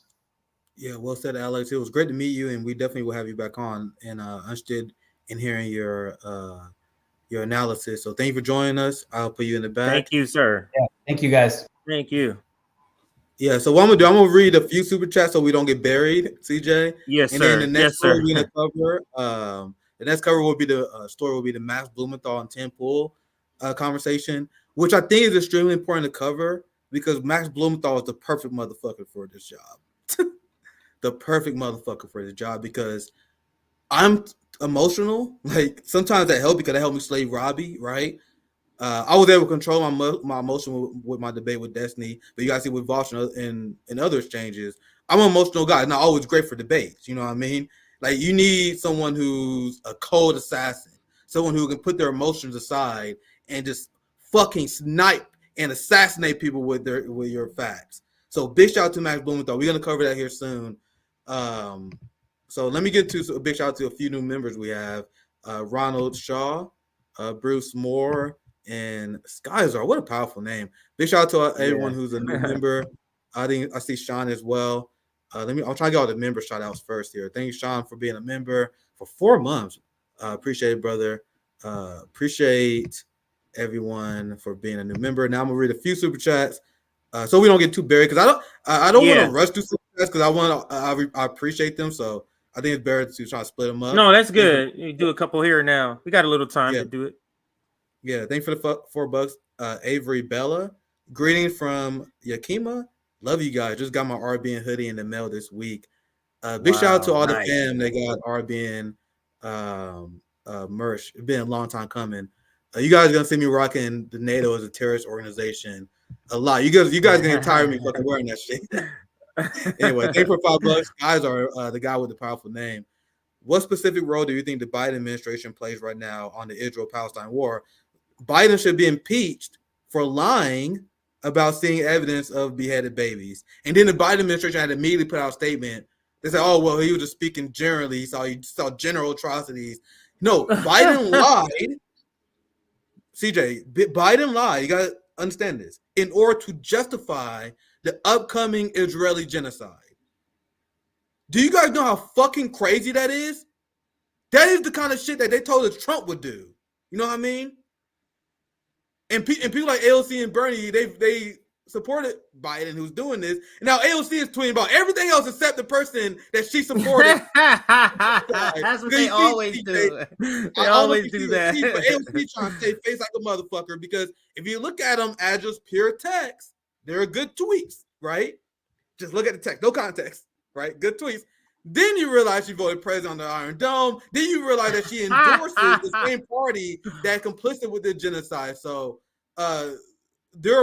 everyone who supported Joe Biden, and this is my framing that's going to piss a lot of people off, but because I will, that's why I told you guys this morning, like, guys, I'm going to take a lot of heat in the next few months. And I mentally prepare myself, because I've been covering this issue for years. I'm going to take a lot of heat for this, because I'm not bending to colonizer imperialist minds, right? Like the Bernie wing do. So now they see the genocide coming up, and now they're trying to save face. They tweeted, "Oh, we gotta stop the genocide." AOC like, "We gotta stop." What you guys are doing? Ilhan do that too. Yeah, it's Biden that's providing material support. Yeah, you can't do both, and that's what they want you to believe. That's what they all want you to believe. I can make a deal with the imperialists, but when they do imperialism, I'm not with them on that shit. Like, that's not how it works. It's a package. Yeah. You did make a deal with imperialist murderers. It comes with the other stuff. So it lays on your lap, but this is them trying to save face. It's simply not good enough. That's like Sunrise Movement trying to save face. It's not good enough. We're dying. The earth is dying. It's not good enough. I'm sorry. It's not good enough that you got duped or you decided to make a deal with them. It's not good enough. Go ahead, Nick. Thank you, Biden, for your consistent super stickers. And thank you, John, for 1999. Baby boomers and the people who suck up to them want to keep the Judeo-Christian Greco-Roman Imperial Project gang. Absolutely. I see what you're saying, John. I butchered that, but that's well said. Historically, this is Western imperialism versus Persian Empire in Eastern Orthodox world. Absolutely. Well said, Super Chat John. You guys are going to see in the debate with Max and Tim Pool, one of the guys is going to constantly try to make it about religion. And Max knocks it down easily. Like, the only argument that justifies Zionism is rooted in wacky fucking books. Like, guys, one of the quickest way to lose me, once again, I'm secular. A lot of the world is secular. One of the fastest ways to lose me is when you start quoting books and shit to justify your colonialism. You know what I mean? Lose me real quick with that shit. Thank you for $2. Go ahead, CJ, if you want to chime in, but thank you for $2. Super Seamster Sewing Show. Good code point, CJ, using slave rebelling analogy. Well said. I'll read 2 more. We will get to all the super chats. I'll try and cut them up so I can give all of them proper attention. So I'll read 2 more, and then we move on to our segment that you guys have been waiting for. Thank you for $5. Cootie Weaver. No person of color locked in a concentration camp by white supremacists owes those same white supremacists a moment of peace. The end. Goody Weaver. Absolutely. That's a good ass tweet. Good as Absolutely, bro. And we making motherfuckers terrified because we're telling you guys universal truths that people need to acknowledge. White people know this too. That's why I'm not giving any quarter, because these are the people that say give me liberty or give me death. CJ, these are the same people who prop up the Second Amendment. Why? They say, oh, we need a Second Amendment to stand up to tyranny.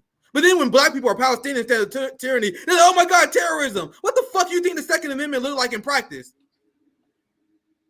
Delusional, childlike motherfuckers. Propaganda in this country turn grown-ass adults into children. They think like fucking children. You know what I mean?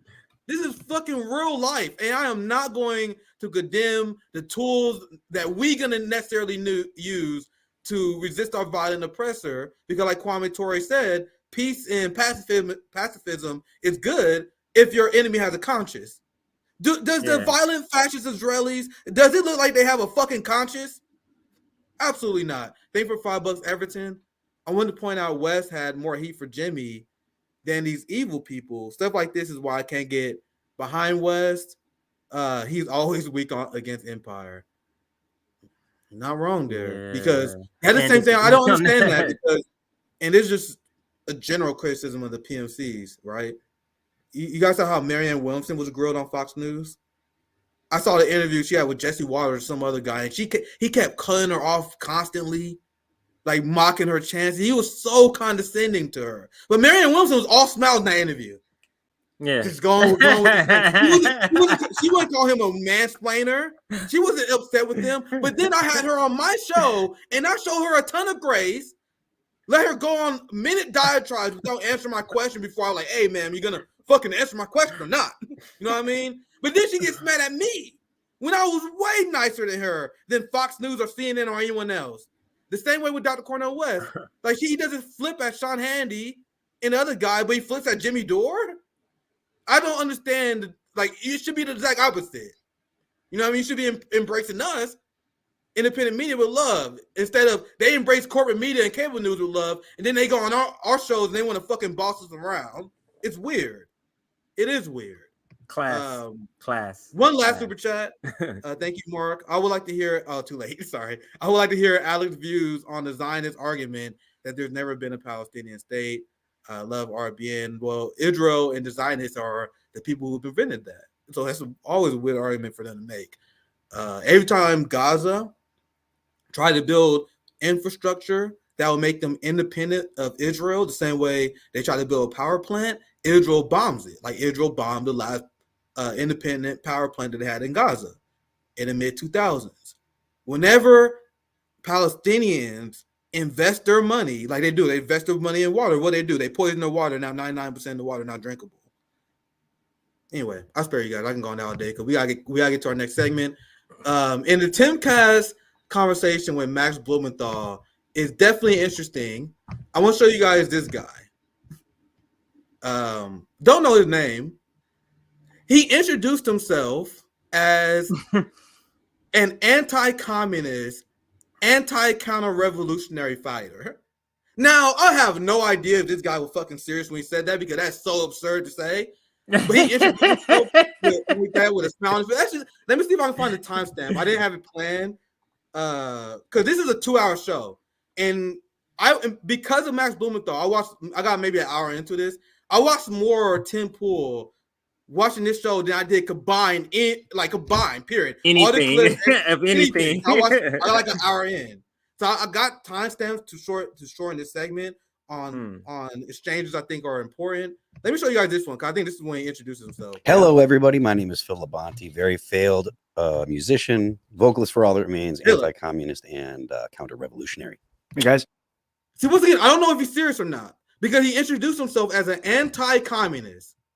Do you guys know the atrocities that anti-communists inflicted on the global South? They killed 20% of the Korean population. They starved the North Korean people simply because they chose a different economic model than them. So it's going to be very interesting. This guy who praises anti-communists, right? I really gotta be careful whether this guy was joking or not, because based on his argument, I think he's serious. I think he's serious because I mean, just right there, like, because they're all introducing each other, and he's not joking. Nobody's laughing, and I believe he says something to that effect in multiple interviews. Like when he interviews people, they kind of go around and says stuff like that. They kind of, I'm not saying him, but I'm saying at the show, that's what they do. They kind of go around and let the person kind of introduce themselves. But I think because he uses anti-counter-revolutionary and anti-communist, I believe that's, you know what I'm saying? Like, you don't need two punchlines. Like, one of them would be a punchline that I'm against. Yeah, so I will always people. have that caveat on this beginning of the segment that he may be joking, but based on his arguments I see in this debate, he's not, because he has counter-revolutionary beliefs. He's a clear anti-communist. And it's weird that he is like, oh my God, the atrocities of Hamas. He doesn't try to this debate. Do you know what the fuck communism, how much? There's millions of people that was killed. Ask John Bolton. Ask the Reagan administration. And who's the person that I'm blanking on his name? The person that Biden just hired. Elliot Abrams. Ask Elliot Abrams about his communism tactics.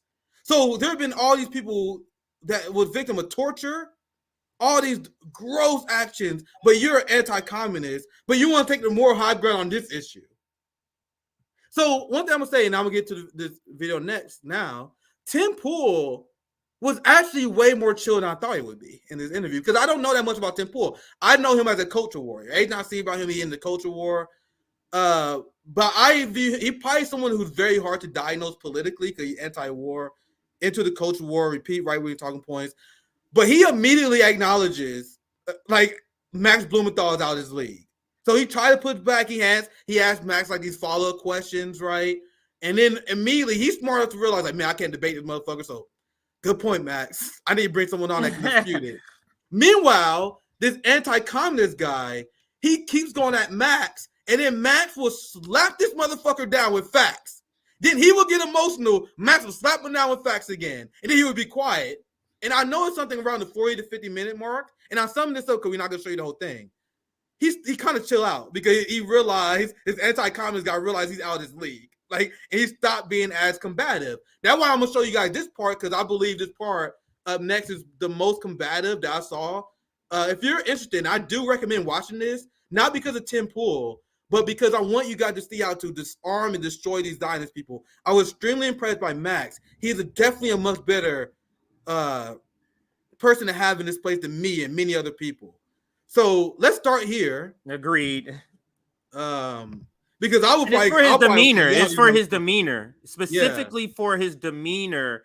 Knowledge. It's great to have his knowledge, but knowledge with the same demeanor he has in this particular context, with so many people watching, you're gonna get more ears by calmly just kind of swatting shit away. So absolutely. Yeah. So let's watch this here. We got a lot to get through here, so I was trying to let it play a bit. Max does a good job, so I don't know if I even had to interrupt a lot because Max destroys them. I want to do that preface so guys know what to expect. So for a second time, I'm gonna let Lyle just play CJ. Into Israel, you mean? Yeah, I'm sorry, into Israel.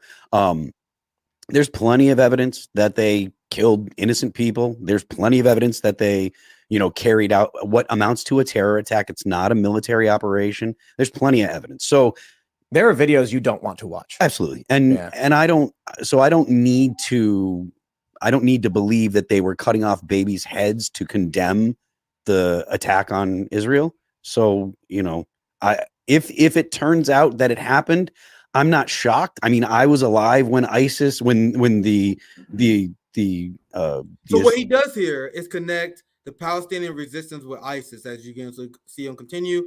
And of course, Max is going to cut his head off on this point. Islamic State was in existence, and I saw videos of them cutting off people's heads and doing terrible things. I remember 9/11. You don't need to have this particular thing to be real to be like, okay, terrorists do really horrible, horrible things. Can you pause it right there? Because he's making a point. He's making a point that is the design of propaganda. Absolutely. And I covered this in the I Am the Revolutionary series, where I covered the father of propaganda. You don't have to believe the specific items, but propaganda over the years creates the conditions for you to believe a silly bullshit over there, silly bullshit over there. You may not believe all of them. It just needs you to get you to relieve some in certain instances. That's all propaganda is trying to make fertile ground for multiple lies to blossom. You get what I'm saying? Some may not, some may blossom. So that's the point. It's curious though, because he doesn't even know he's making the point, but he doesn't know he thinks what he's thinking because of propaganda. He doesn't even know that's what's happening. Yeah, he doesn't even get that. But go ahead. So Max is going to knock this point down, but you guys see how he ties Palestinian resistance, which they had the legal right to do against their violent genocidal state, to 9/11. He invokes 9/11 and ISIS. So I will shut up because Max destroys him on this point. And this is a consistent theme in this conversation where this guy, who is literally the main center of detention, like Tim Pool was actually chill. Like from what I've seen, like he put back on Max, which you expect, but he would chill. This guy was unhinged and he got destroyed. So Tim knows.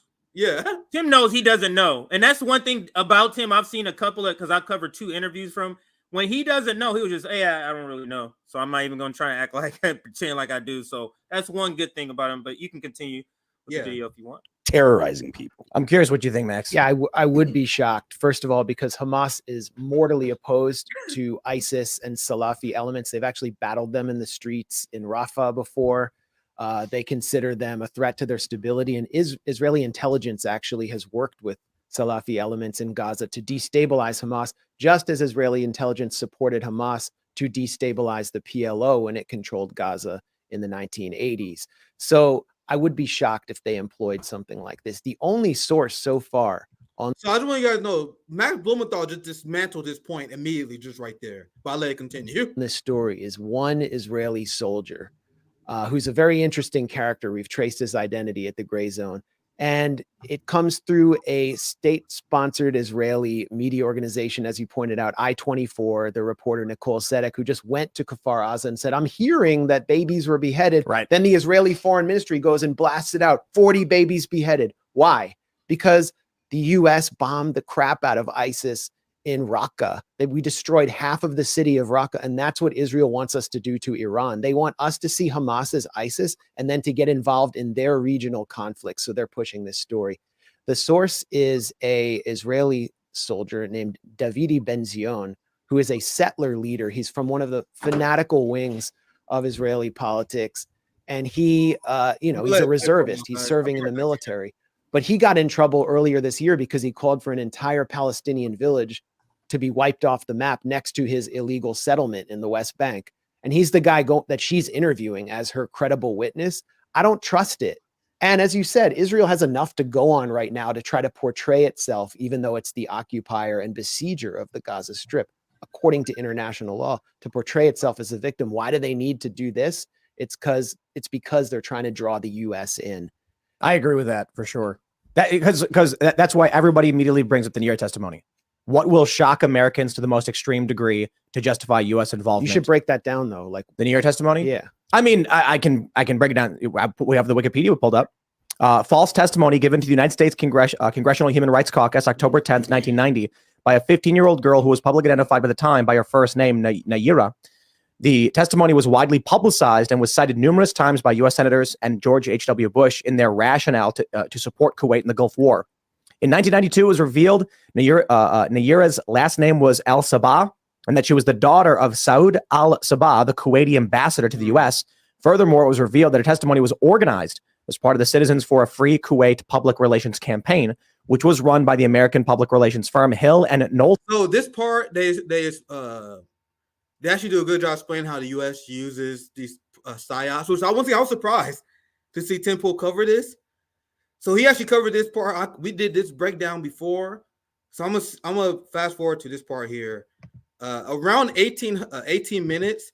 We're at 16 minutes now. Around 18 minutes get really good. So I want to make sure we get to that point. So I'll play from here. Which is to deflect from the obviously true, real videos of babies being killed by Israeli airstrikes all across the Gaza Strip. When I was in Gaza in 2014, I went to Khan Yunis, which is in the southeast, had been completely destroyed at its eastern edge by the Israeli military. And the casualties were so intense that the hospital started filling up in Khan Yunis. And I went to a small hospital and talked to the head of the hospital, and he showed me photos. And these photos are on my Twitter page from the time, all real. He had to bring in from local shops ice cream coolers to store dead babies in because the mortuaries had run out of space. What Max is doing right now, because Tim earlier was talking about how he's concerned about whether the beheaded babies are true or not. We know that Palestinians are targeting civilians. So what Max is accurately doing is explaining the Israeli crimes where they targeted civilians, which is what I said earlier. Israel set the terms of engagement. So you guys can't be surprised when any Palestinian. And now we see Israel attacking the hospital in Beit Hanun in the north is completely out of commission.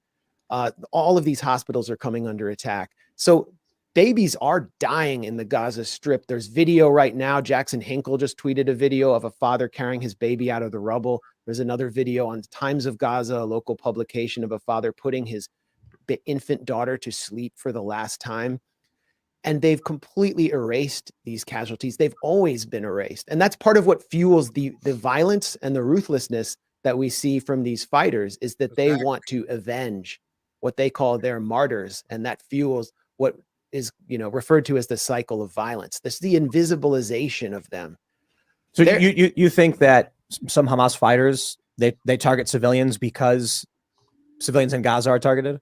Well, first of all, let's point out. I'm curious about this answer right here. Yeah, this is where it gets good, because the counter-revolutionary is going to chime in and try and pretend he has the moral high ground over Max Blumenthal, even though he supports anti-communism, which killed millions and millions of people. So to keep that in mind. And never showed this. Fox never showed this. They targeted military bases, primarily military bases like Nahal Oz, that are maintaining the siege of Gaza, and they overwhelmed those bases and humiliated the fourth most powerful military on the planet with a blue water navy with nuclear weapons. Some of these fighters were filmed entering the bases with no shoes on. They're using homemade weapons, AK-47s, paragliders, fishing boats to get in. This is not a powerful army, and they humiliated them and Israelis' vaunted intelligence services. So they don't want to talk about that. And yes, they went in. A lot of these kibbutzim are right next to the bases. I've been to them. Yeah, but they did, this is a terrorist attack. They went to a music festival and started killing people. So I get what you're saying. Like, they are definitely the underdogs and stuff. But like, to classify it, try and point out that it's, or to make it, to legitimize it as an actual military operation, I think totally glosses over the fact that they attacked civilians intentionally. They did. It was a military operation. I'll let Max destroy him. Listen. And Israel is now attacking civilians intentionally. They're not targeting. Israel has a doctrine of targeting civilians intentionally. It's called the Dahiyya doctrine. And so you guys realize he destroyed this man in literally less than 15 seconds. Because this is a person who believes I know the entire story based off the propaganda I've been told. Yes. And Max is a person I know the entire story because I've been there and I actually read shit. You get what I'm saying? It's a completely different sort of understanding of the topic that he's not going to be able to ever. That's why you say around a 50-minute mark. He kind of gives up. He's just I can't do this. Yeah, go ahead. Yeah, and if you watch the whole thing, let me know. But I only made it about an hour mark. I know it's like 20, like in the last 20 minutes, from 40 minutes to an hour, the guy kind of gives up, going this hard at him. And then Tim Pool later said, like, man, we need to bring someone who's on the pro-Israeli side. At that point, they were so defeated. And I forgot to say in my pre-faith, fam, I wish I could show you guys the live chat. If you watched it, because I saw the live chat up on my YouTube when I was watching it. Bro, the live chat was fucking seething because Max Blumenthal was destroying this motherfucker. And Tim Pool has a right-wing Zionist audience. Yeah. So bro, if you guys want entertainment, watch this and just scroll the live chat. There were so many people that was saying, Max is a terrorist, Hamas sympathizer, worst guest ever. Fuck this guy. This guy is evil. But meanwhile, Max Blumenthal destroying their show host with facts, and they was seething the way I never seen before. It's such a giant W for Max. But I'll play that part again because this guy. I was just gonna say, rewind in like 10 seconds or and so. I can lay out. I rewinded 10 seconds because I want you guys to see how fast Max Blumenthal destroys his point. This guy, his premise is that Israel is in the right because Palestinians are terrorists. Meanwhile, Israel don't purposely go after civilians. Watch how easily Max destroys this point here. planet with a blue water navy with nuclear weapons. Some of these fighters were filmed entering the bases with no shoes on. They're using homemade weapons, AK-47s, paragliders, fishing boats to get in.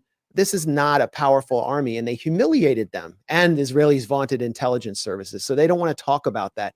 And yes, they went in. A lot of these kibbutzim are right next to the bases. I've been to them. Yeah, but they did, like, I mean, this is a terrorist attack. They went to a music festival and started killing people. So I get what you're saying. Like, they are definitely the underdogs and stuff. But like, to classify it, try and point out that it's, or to make it, to legitimize it as an actual military operation, I think totally glosses over the fact that they attacked civilians intentionally. They did. It was a military operation, and Israel is now attacking civilians intentionally. They're not targeting. Israel has a doctrine of targeting civilians intentionally. It's called the Dahiyya doctrine, and I can lay out what it is. But they believe that if they attack civilians and humiliate them, they will eventually rise up against their government. They tested it against Hezbollah. Can you pause it? This is the same concept of sanctions. This is the same concept of sanctions is being delivered in a different way, but because it's a more direct sort of infliction of harm and death, whereas sanctions is a slow. So it's the same intent. Change your leadership, change your leadership, change your leadership. Change your regime. But go ahead with the video. Yeah, there's we got maybe another 5-10 minutes on the segment. We got tons of stuff to cover. There's another crucial point we must hit. So I'm gonna let it play for a bit and now add my context. This is just brilliant slang by Max Blumenthal, calling out this counter-revolutionary on this lie, the lie that everyone is perpetuating in liberal media who's a Zionist, that Israel don't target civilians. That's why they had the moral high ground over Hamas, who does. That is a lie. Like I said, Zionism has no intellectual, moral, or legal argument. Let's continue.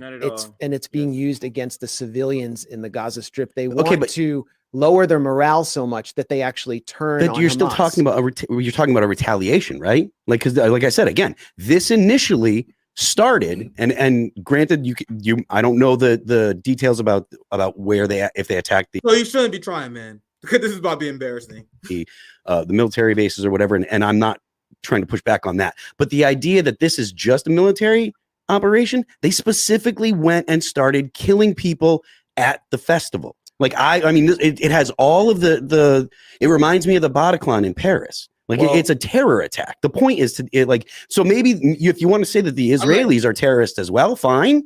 Like, I'm not here to defend Israel, but the idea that the initial attack was a military operation or exclusively military, they attacked people and they went after civilians and killed people at a show. When Max started bringing this up, I mean, I'm not interjecting because I want to hear what you have to say about what were they targeting in terms of military targets. I don't think it makes sense for Hamas to come in and just literally only target a music festival.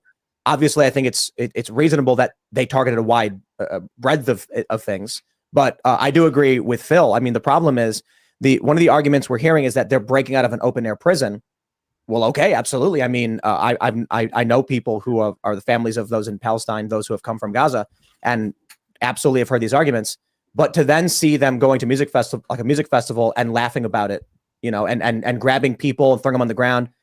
I suppose the argument is the videos are all fake or something, but there's videos of the guys walking up the cars and just shooting regular people, like just in their cars. Think about the concept of what they're trying to get you to believe.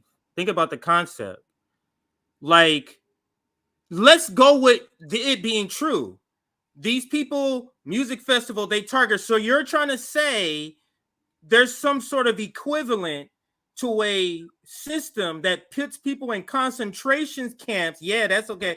But then these militants, or whatever you want to call them, go and do something at a music festival.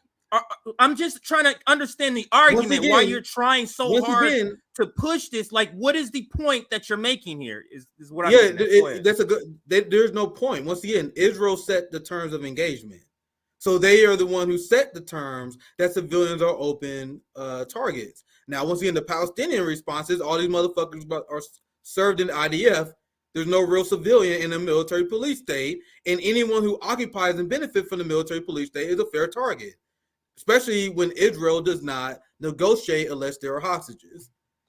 Whether you guys will agree with that or not, that sentiment make you angry. You should be upset with the United States and Israel for setting the situation up where Gaza and Hamas had to retaliate the same way that Israel would. So I let Max take from here. There's just only a few more minutes I want to play, so we don't got that much longer. I was gonna say, like, if you.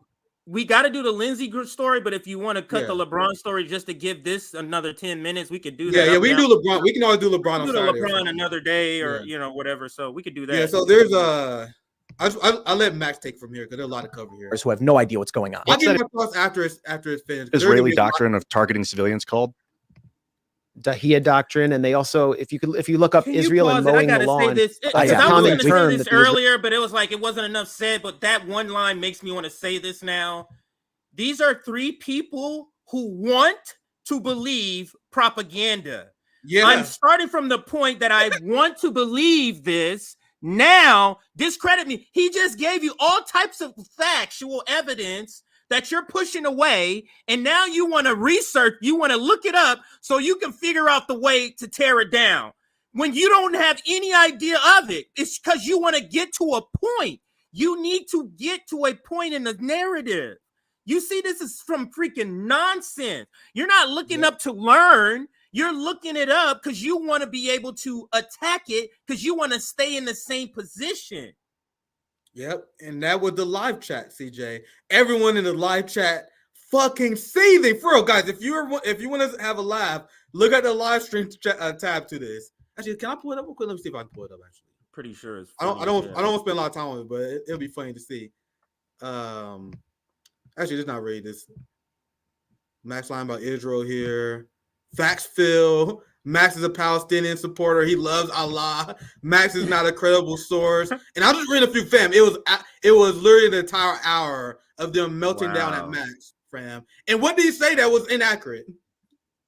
I'm not going to read this whole chat there, but it's funny. And I'm sure they're not combating factual evidence. They're just saying they're mad and he's this. Just labeling names, just vibes, Nick.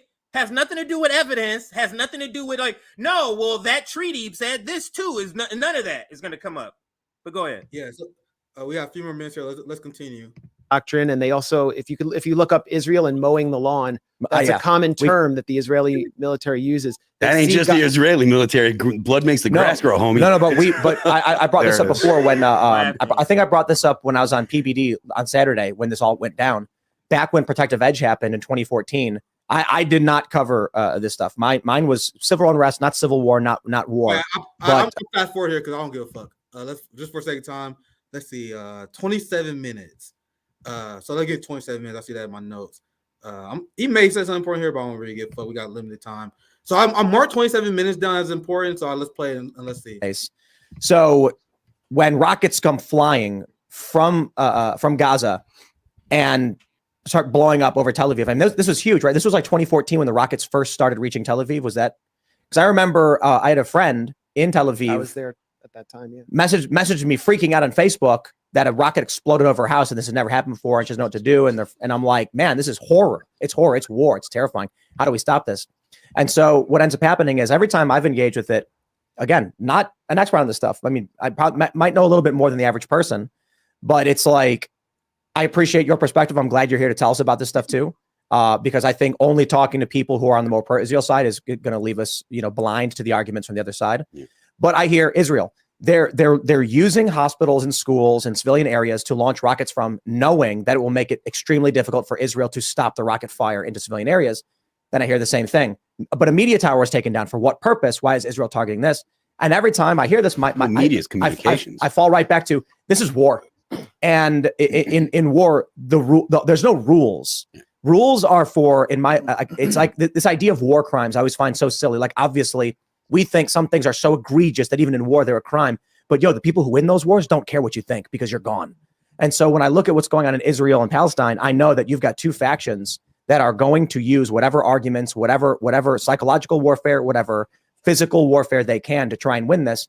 And I know that there probably is a right side and someone's telling the truth. And I know for a fact there's an objective truth and lies to what's going on. I don't know how to navigate that. Well, just two. Can you pause it right here? Go ahead. There's a reason why I want to share that.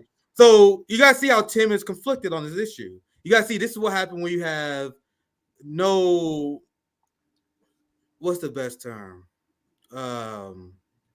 You have no theory behind your politics. You have no guiding principle behind your politics. So the Israeli-Palestine issue is not confusing to me because it's an issue of settler colonialism. And he mentioned how who gets away with war crimes? War crimes, essentially whoever wins get away with it. You guys know the only reason why Israel get away with their war crimes is because they had the backing and the veto power of the United States. So you're supposed to start there. You also start with the point that Israel is inherently in the wrong because they're the one who are implementing colonial genocide. So the people who are engaging in self-defense, why will you lash out on them? Isn't the founding principle of the country give me liberty or give me death, fighting against tyranny? So why are you confused about what you lay on this issue, Tim? He's like, man, war is complicated. I don't know where to land. It's easy. Who is the victim of colonialism? You notice how these white people, they don't start there? They don't start like, who's the victim of colonialism? They see the people fighting against colonialism, and they view them as just as guilty as the violent colonialist. It's unbelievable. What I also find, go ahead, CJ. What I also find funny here is that this is people who are on a side. They don't let evidence guide their side. They just on the side, and they're going to stay on the side regardless of evidence, because clearly what the stuff that Max said could have convinced them completely. Oh, I'm now pro-Palestinian. But you see how it took propaganda, lies to get you on the side of Israel. But facts only move you to the middle. So now you're just saying, well, this is a war, this is a conflict. You're never willing, and I find this with white people who are giving analysis, they're never willing to go sort of beyond, okay, yes, this is a colonial settler project. It's never going back to the genesis. It's always, it always fails to get to that point. Yeah, is my point. But go ahead. So I'm gonna play Max's response to what Tim said, and then we can wrap the segment. I will highly suggest. I know Tim Pool may be hard to watch because there's a reason why I pick parts here. Because a lot of it like waste of time, like watching the show. This is the most I ever watched Tim Pool combined. I highly recommend watching this so you guys can learn how to dismantle Zionist talking points. Because Max responded in the perfect way, in my point of view. I don't know how I would handle this debate. My ego wanted to tell me I would have did well, right? But you never know. You never really know when you're debating Zionists and people that say ridiculous stuff like the counter-revolutionary. So Max is the perfect person to learn how to do this from. So even though I'm going to play just a little bit more, I do highly recommend watching this in your spare time because for the hour I've seen, Max did a good job. And you see that even Tim Pool actually be like, man, I need to have Israeli side to explain this shit. And so y'all need to explain. I want to follow your direction, but whew, that's a lot to take in. And then the counter-revolutionary gives up. Go ahead. And watch when he does have that person, how easily it doesn't take them to be on the side. They're going to say a couple of words. Oh, well, I'm on that side now. You see how, you get what I'm saying? Like it takes a mountain of evidence just to move you to the center. But it takes you almost no evidence and a lot of propaganda to move you to the right or to the Israeli side. That's a tell to me. Yeah. So I'll play Max's response so you guys can hear, and then we can wrap. Points on that. I mean, there's this issue of human shields. Like Biden said, Palestinians are human shields. That's a way of basically saying there are no civilians there at all. And the Gaza Strip is one of the most densely populated places like on 2 Earth. million people. There's it's 2 million people jammed. Why are they there? By the way, that most of them are refugees and they have to be there because they're not Jewish. They can't go back to the land of their families pre-1948. So how is that? And I'm sorry to interrupt, but how is Palestinians using human shields with that fact? Sean Hannity, Zionist. When you reconcile that fact that they can't leave, how can you say that Palestinians are using human shields? In fact, that is quite disgusting. But anyway, let me continue because Max is on fire. Kids, they're being warehoused there. They're surplus humanity. So it's like the logic of a prison. And so everybody there is a human shield. But there was a place I like to eat because it's real cheap in Tel Aviv that was right next to. I'm gonna say this because his comment is up. There's another point in this debate I was playing because we don't have time to watch it, where the counter-revolutionary anti-communist guy tried to explain like, well, I understand you're making a great point, Matt, but another we can really do because it's like a religious issue. He pushes the whole religious issue thing. You know what I mean? How these Palestinians would never coexist with Jews. Max is Jewish, and he went to Gaza multiple times. Remember what I said earlier this week, CJ? these people keep framing Palestinians as people who just want to kill Jews. That is disgusting, anti-Semitic Zionist talking points. Because Jewish people like Max Blumenthal, Katie Halper, and many people who support the Free Palestine movement, they are not threatened by Palestinians. It's if you support the Zionist project or not. But anyway, so let me continue. I just had to add that point because I won't have time to show you that guy trying to make this about religion. So last part, and I'll wrap it up. The defense ministry called Hakiria, and all the generals would be in there, the intelligence chiefs, good Mediterranean food. Are they human shields? Is building this giant tower in the middle of a residential area in Tel Aviv? Are they making those people human shields? If that gets hit by Hezbollah and people die nearby, were they being used by Israel as human shields? No one will say that because the logic is so discriminatory towards Palestinians. No one will consider their position. And then the other point I wanted to make is just about the use of violence in this conflict by Palestinians who have tried everything. I mean, I don't know if you know about what the Great March of Return was. It was sanctioned by Hamas, but it was a grassroots initiative in Gaza to just march without weapons like guns to the wall that surrounds them. And they were shot one by one in the legs. Many of them were killed. Journalists were killed covering it. It was a complete bloodbath. And that's when the society said, you know what, we can't win with this tactic of, walking to the fence and just asking them to let us in. They don't want us. That's now I'm gonna end on that point, but you guys see, that's why I reject the PMC left who weaponizing their pacifism against the Palestinians, because the Palestinians had tried. So if I ever talk to Dr. Cornel West again, my question to him will be, what do you suggest the Palestinians do? And I promise you guys, the answer from any, not just Dr. West, but any PMC left, essentially will be, they will say the nice version of this, they'll die politely. They're going to say a nice version of that. Because they tried peaceful movements. They tried BDS, which was supported by every single Palestinian organization that was shut down illegally by Western governments. They tried the Great March of Return and many other peaceful actions, and they died because of it. So my answer to people like Dr. Cornel West, who I agree largely with this issue, who I'm glad is saying good things about the Palestinians, what do you suggest they do? What do you suggest they do? And as someone who pay taxes that fund the apartheid genocide of the Palestinian people, I am not going to condemn them for engaging in the same terms of engagement that the Israelis do, but on a way smaller scale. So that were my thoughts on this, CJ. I know we got a lot of cover. So your last thoughts on this, and then we can move on to what I'm happy is that when people who advocate for positions that we are staunchly for, when they go in these spaces, it's very important that they go in these spaces for what we want to do, Nick. And what is it we want to do? We believe all workers across political sort of ideological beliefs, need to come together. So when he goes in these spaces and talks to those people, you see how it's more than economics. Because what do we always say? You on the stuff you agree with, you team up with them and you fight as hard as you can to convince them for some of the other things you want to convince them of. And I think when you're in those spaces with those people, so just imagine we're in these economic spaces, and now they've said, oh, now when we start talking about Palestine, they go, you know what? I was watching Tim Pool and I saw Max Blumenthal. He did mention how they target civilians. I didn't know that, so I looked up that thing he said. And I never knew that. You see how now these conversations gives us openings, and we take any opening, just like a running back, which I was in high school, a running back, and you take that hole and you go. Whatever opens up for you. Yeah. The design is the 3-hole, but if the 3-hole don't open up, if 5 and 7 open up, you take whatever opens up. And that's what I think. Like, this is an opening. If at a time somebody who watched this podcast said, hey, I saw that, that's the good part. So I say kudos to Max Blumenthal. Final word. Yeah, so CJ, I'll pass to you. I know you got a few things you want to cover as well. I'll read a few super chats in between. I can read super chats and I'll get ready. Yeah, I'll let you give you time to prepare your next segment. I'll read a few super chats. Thank you for the $10, Auntie Ann. A journalist in Gaza reported that IDF is bombing people fleeing Gaza City on the road to the south.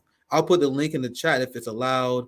Gaza will have no internet starting tomorrow. And you guys know I love receipts, and I'll show you guys receipts because I don't expect you guys to believe me. But when it comes to this issue, you guys got to take my word for it because JB got demonetized. They were banning people on YouTube, demonetizing YouTubers for showing the receipts of Israeli war crimes. I think they're using like the justification of showing graphic images. But it's funny how like the Zionist accounts don't get banned for that, right? Isn't that interesting? Even though that's the use they use. So you guys know I'm not gonna lie to you guys. So there's massive atrocity. I'm not gonna show you guys on this YouTube channel because I'm already terrified. I'm gonna get banned on X and YouTube any moment now for simply quoting legal law, the law that the West loves so much, that Palestinians had the right to defend themselves. The fact that Israel is the side that is out of compliance. You can be disgusted with Palestinian tactics all you want, just know Israelis engaged in that first. And they've been condemned by the UN countless times, by the international community countless times. But then they had the United States and the UK right fucking there, CJ, to veto the resolution that is supposed to hold them accountable every single time. So I won't yield to them. I really just hope this don't get me in trouble. Thank for $5, Ronald Shaw. Free speech ends where the desire of the ruling class begins. Thank you, Ronald. Can you guys imagine if I had a manager? Like, bro, these Zionists would get us fired in a second, bro. Like, and I will tell you guys this, because this is what I did for a very long time as I was working on the job while doing this.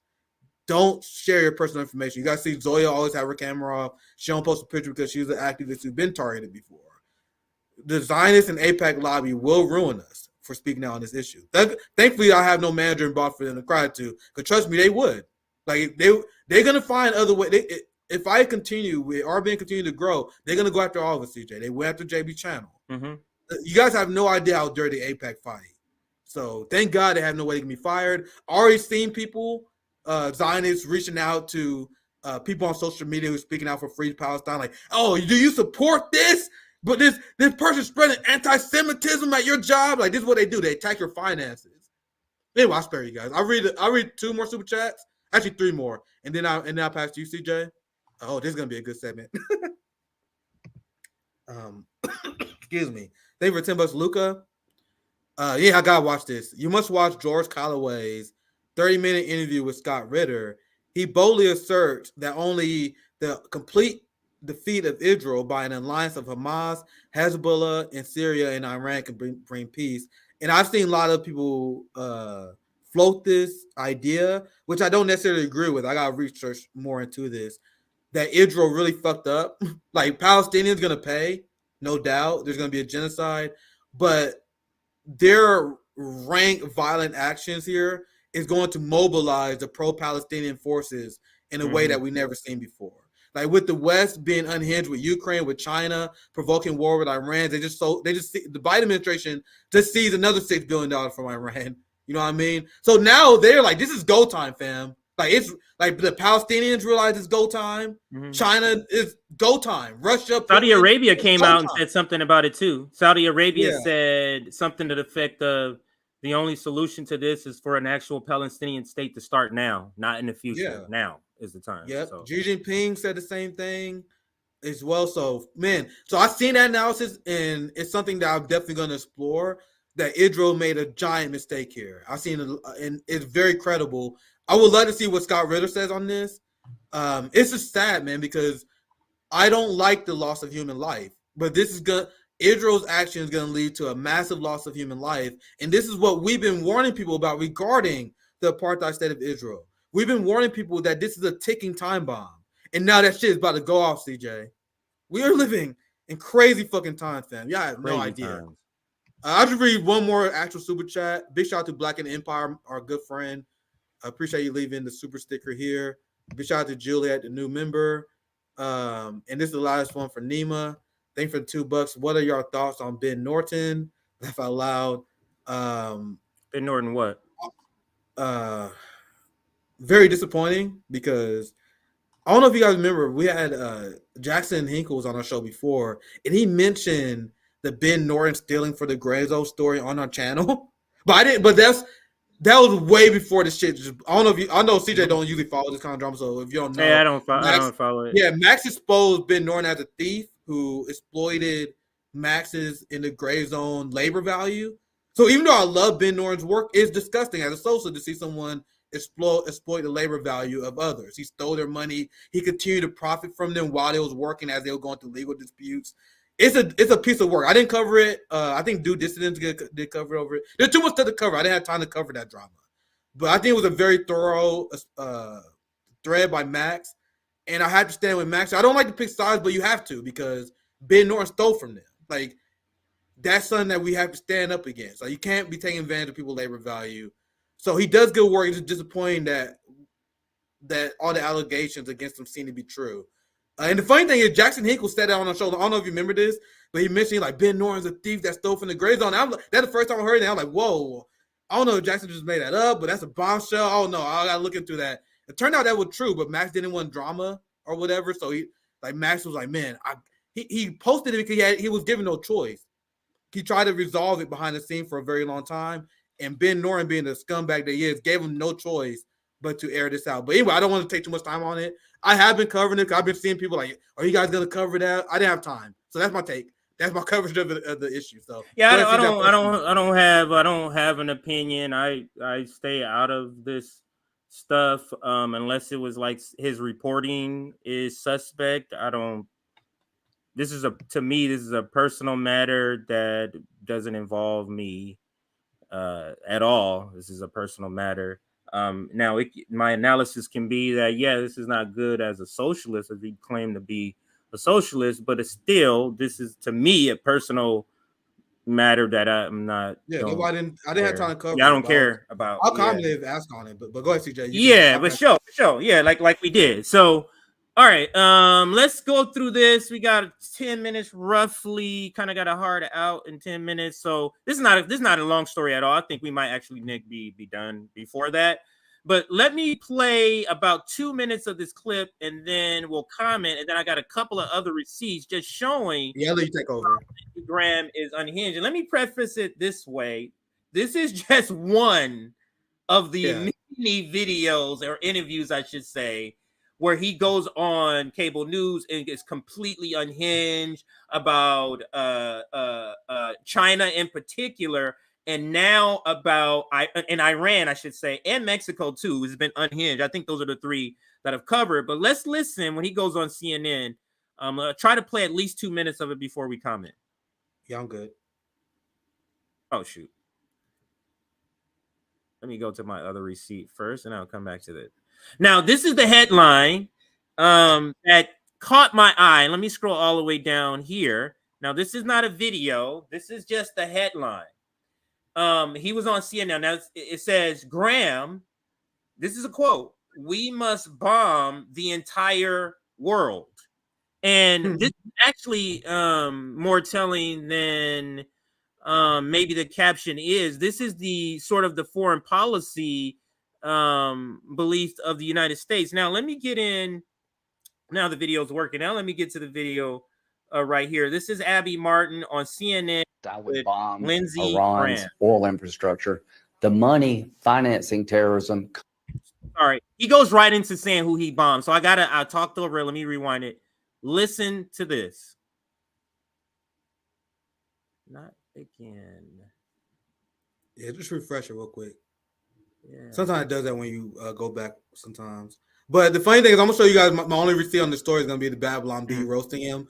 Like, Lindsey Graham is so unhinged, he lost to Republicans. Do you guys know how hard it is to do on this issue? Do you know how crazy you have to be to lose Republicans on the issue of Israel offensives? You guys see the Blaze, a right-wing network, is calling out Graham for this. So he's so extreme, he's losing people on the right who's not like fucking fairies themselves, right? But anyway, that was me filling in for time. Oil infrastructure. The money financing terrorism comes from Iran. It's time for this terrorist state to pay a price for financing and supporting all this chaos. Yes, if you're the Iranians, if it were up to me, this war escalates, I'm coming after you. I think this is what I'm trying to clarify here, because I'm wondering if us in Israel, the United States and Israel. Israel. I want to be crystal clear. The United. Let me just understand you. Just to be clear, you're saying that you would want the United States and Israel to bomb Iran, even in the absence of direct evidence of their involvement in this attack. Yeah. So if there's an escalation, Abby, if there's people. He said, yeah. Dude, fam, remember the concept I told you guys on the show all the time, how the corporate media is actually more pro-war than politicians?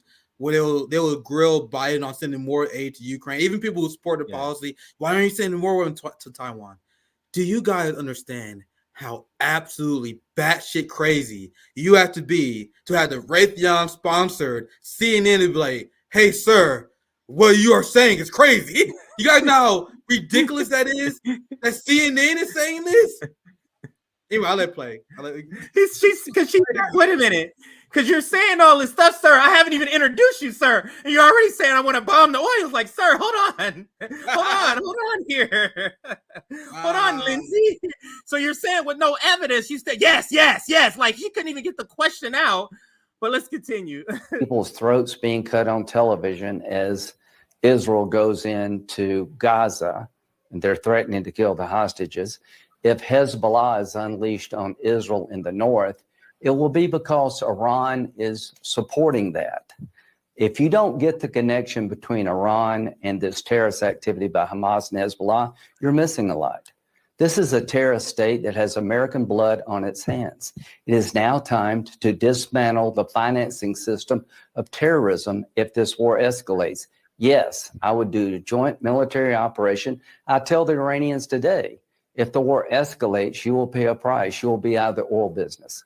I want to be crystal clear on that. And if we don't do that, what do you expect to happen in the future? You're going to be out of the oil business. He's already tipping off what this is really about. You're going to be out of the oil business. Really, Lindsey? And who's going to be taking over that oil business that they're out of, Nick? Who's going to be taking over this natural resources that they have plenty of? I mean, he's tipping off what the United States is really after in Iran. And let's finish out what he says here. Do you expect Israel to forgive and forget? Biden didn't mention one word about Iran today, and I want to support the president. I'm supporting the Saudi-Israel peace deal. Israel made peace with several Arab countries through the Abraham Accords. I want to help the Palestinians we can do business with as part of a Saudi-Israel peace deal. But I'm tired of letting Iran, I think they did this to stop the Saudi-Arab peace negotiations, the Iranians. I don't want to reward them. I want to punish them. So, Senator, can I ask you now about what's happening here in the United States? Republicans on Capitol Hill, your colleagues, especially in the House, are debating whether or not to fund Israel and Ukraine. Some of them don't want to fund Ukraine at all and only want to fund Israel.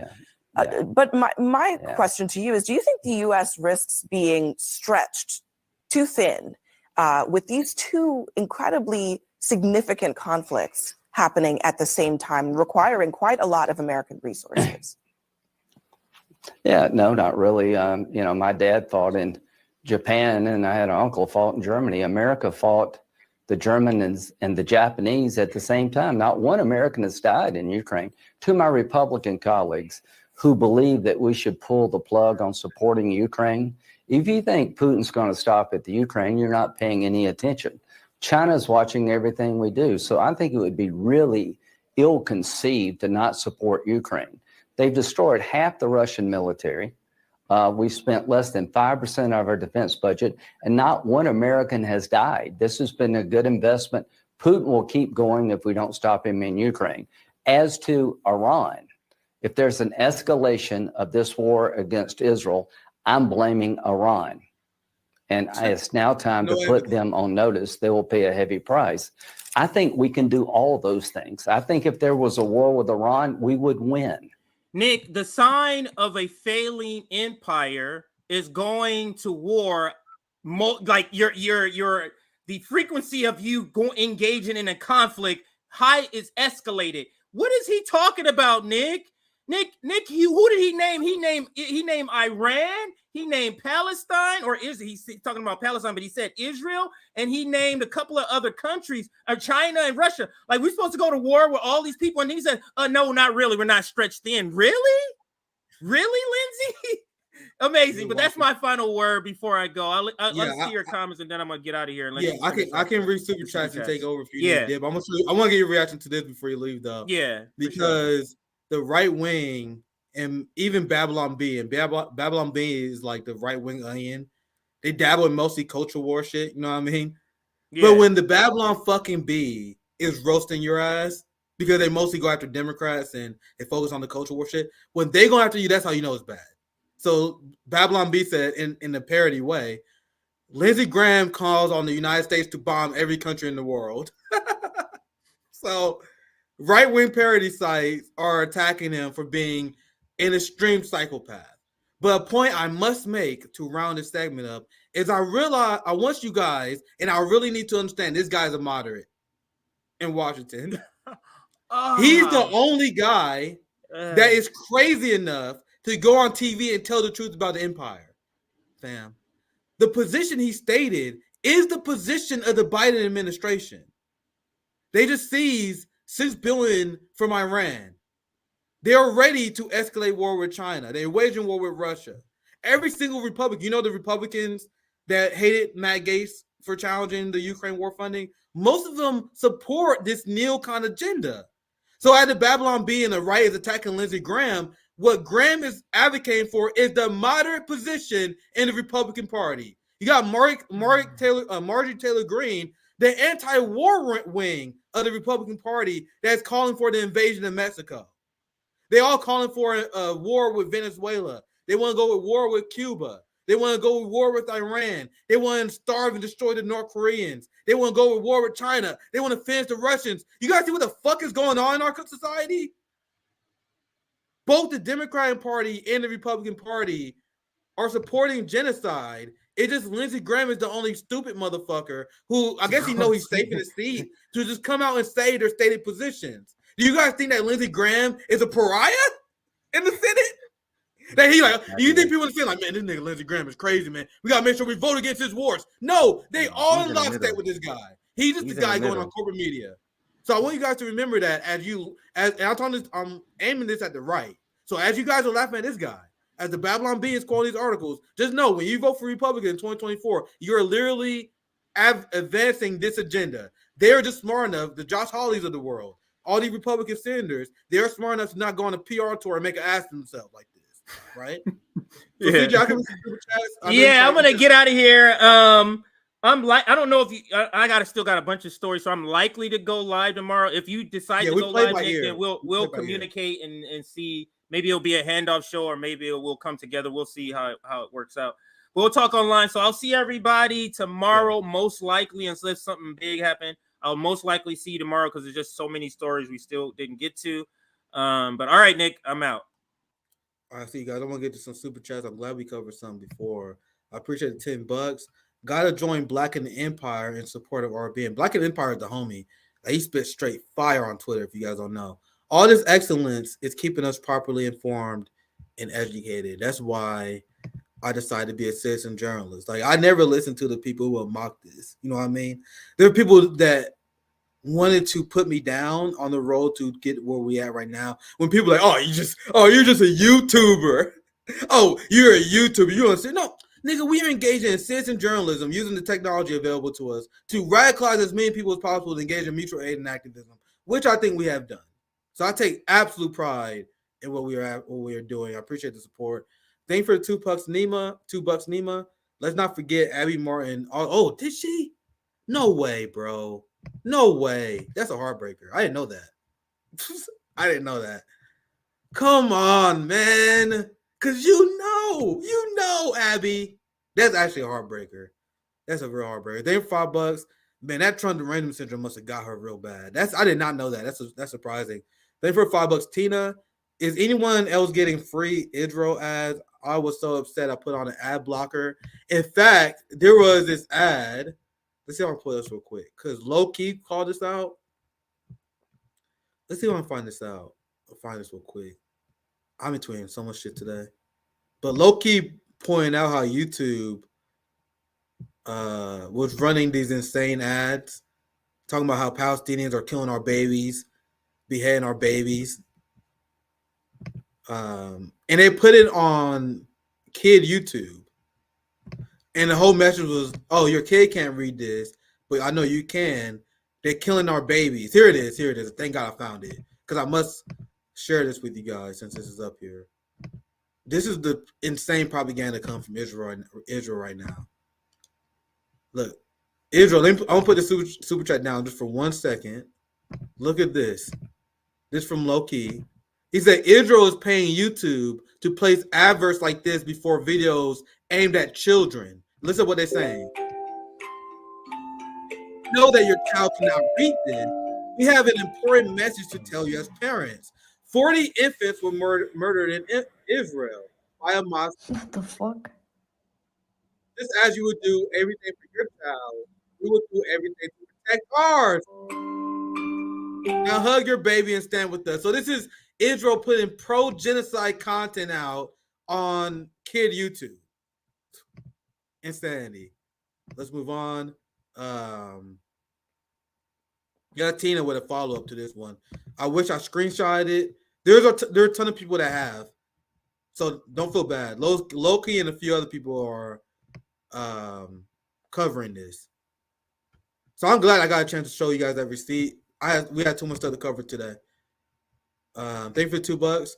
Thank you for keeping at it. Your passion and conviction. Absolutely. Thank you for the $2. Do all things with love. That's why I see when channels like Vanguard, Kyle and Crystal sell out. I don't understand it. Why even do this? Like, if you're selling out for the money, man, I would be selling cars. I would make more money selling cars than doing this. So if I was in it for just the money, I'd be selling cars. There's no other reason to do this unless you're speaking truth to power. I legitimately don't understand these sellout people. I don't get it.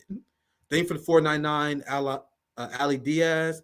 This is why RFK Jr. will not debate Max. Absolutely. This is why RFK Jr. should never be taken seriously again, because RFK Jr. was in front of 15,000 people, promised to debate Max Blumenthal on his unhinged Israeli logics, and he did the same thing that Peter Hotez did to him. How did that not end RFK's career immediately when he pulled the Peter Hotez on Max Blumenthal? I will never understand that. Thank you for the $9.99 Old Crow Targeter. They are killing me, calling them civilians. If you serve in the IDF or work with the IDF or work for their intelligence agencies, you're not a civilian. Also, dual citizens who are over serving the IDF. Now, I sent out a tweet that had like 3,000 plus likes on it where I called this out, and no one can answer that question. I gotta be careful because YouTube is censoring people, but I really want people to answer me that question. Israel is a militarized police state where there's mandatory military service. If you don't engage in genocide and apartheid, they will lock you in a cage. Now, I would criticize Palestinians who go after Israelis who take prison time and protest against mandatory military service. That's obviously a misstep and a crime against humanity. But if you enrolled in the IDF, if you're a settler, you're not a civilian in my eyes. And you can cry all you want at this opinion, but facts over your feelings, bro. Facts over your feelings, everyone on the right. Everyone who's forced to join the military in a military police state, you're not a civilian. In fact, you're disgusting because you're putting children at risk by putting them in a military settler colonial society when they cannot consent to do so. These are the people that are victims, the Israelis and Palestinian children. So I gotta be very careful with that talking point because I am right on that, but I think I could get in trouble with saying that, to be honest. Thank you for the $2. KDG, I mean Tim Pool. Absolutely. That's the last super chat for today. I appreciate everyone for watching. Make sure you follow us on Substack because we send you notifications on whether we go live or not, because we're still deciding whether we're going doing Friday or Saturday or not. Still a lot to cover. I appreciate you guys from sticking in there with us. Make sure you guys support our Patreon and share our stream. Have a good one, y'all.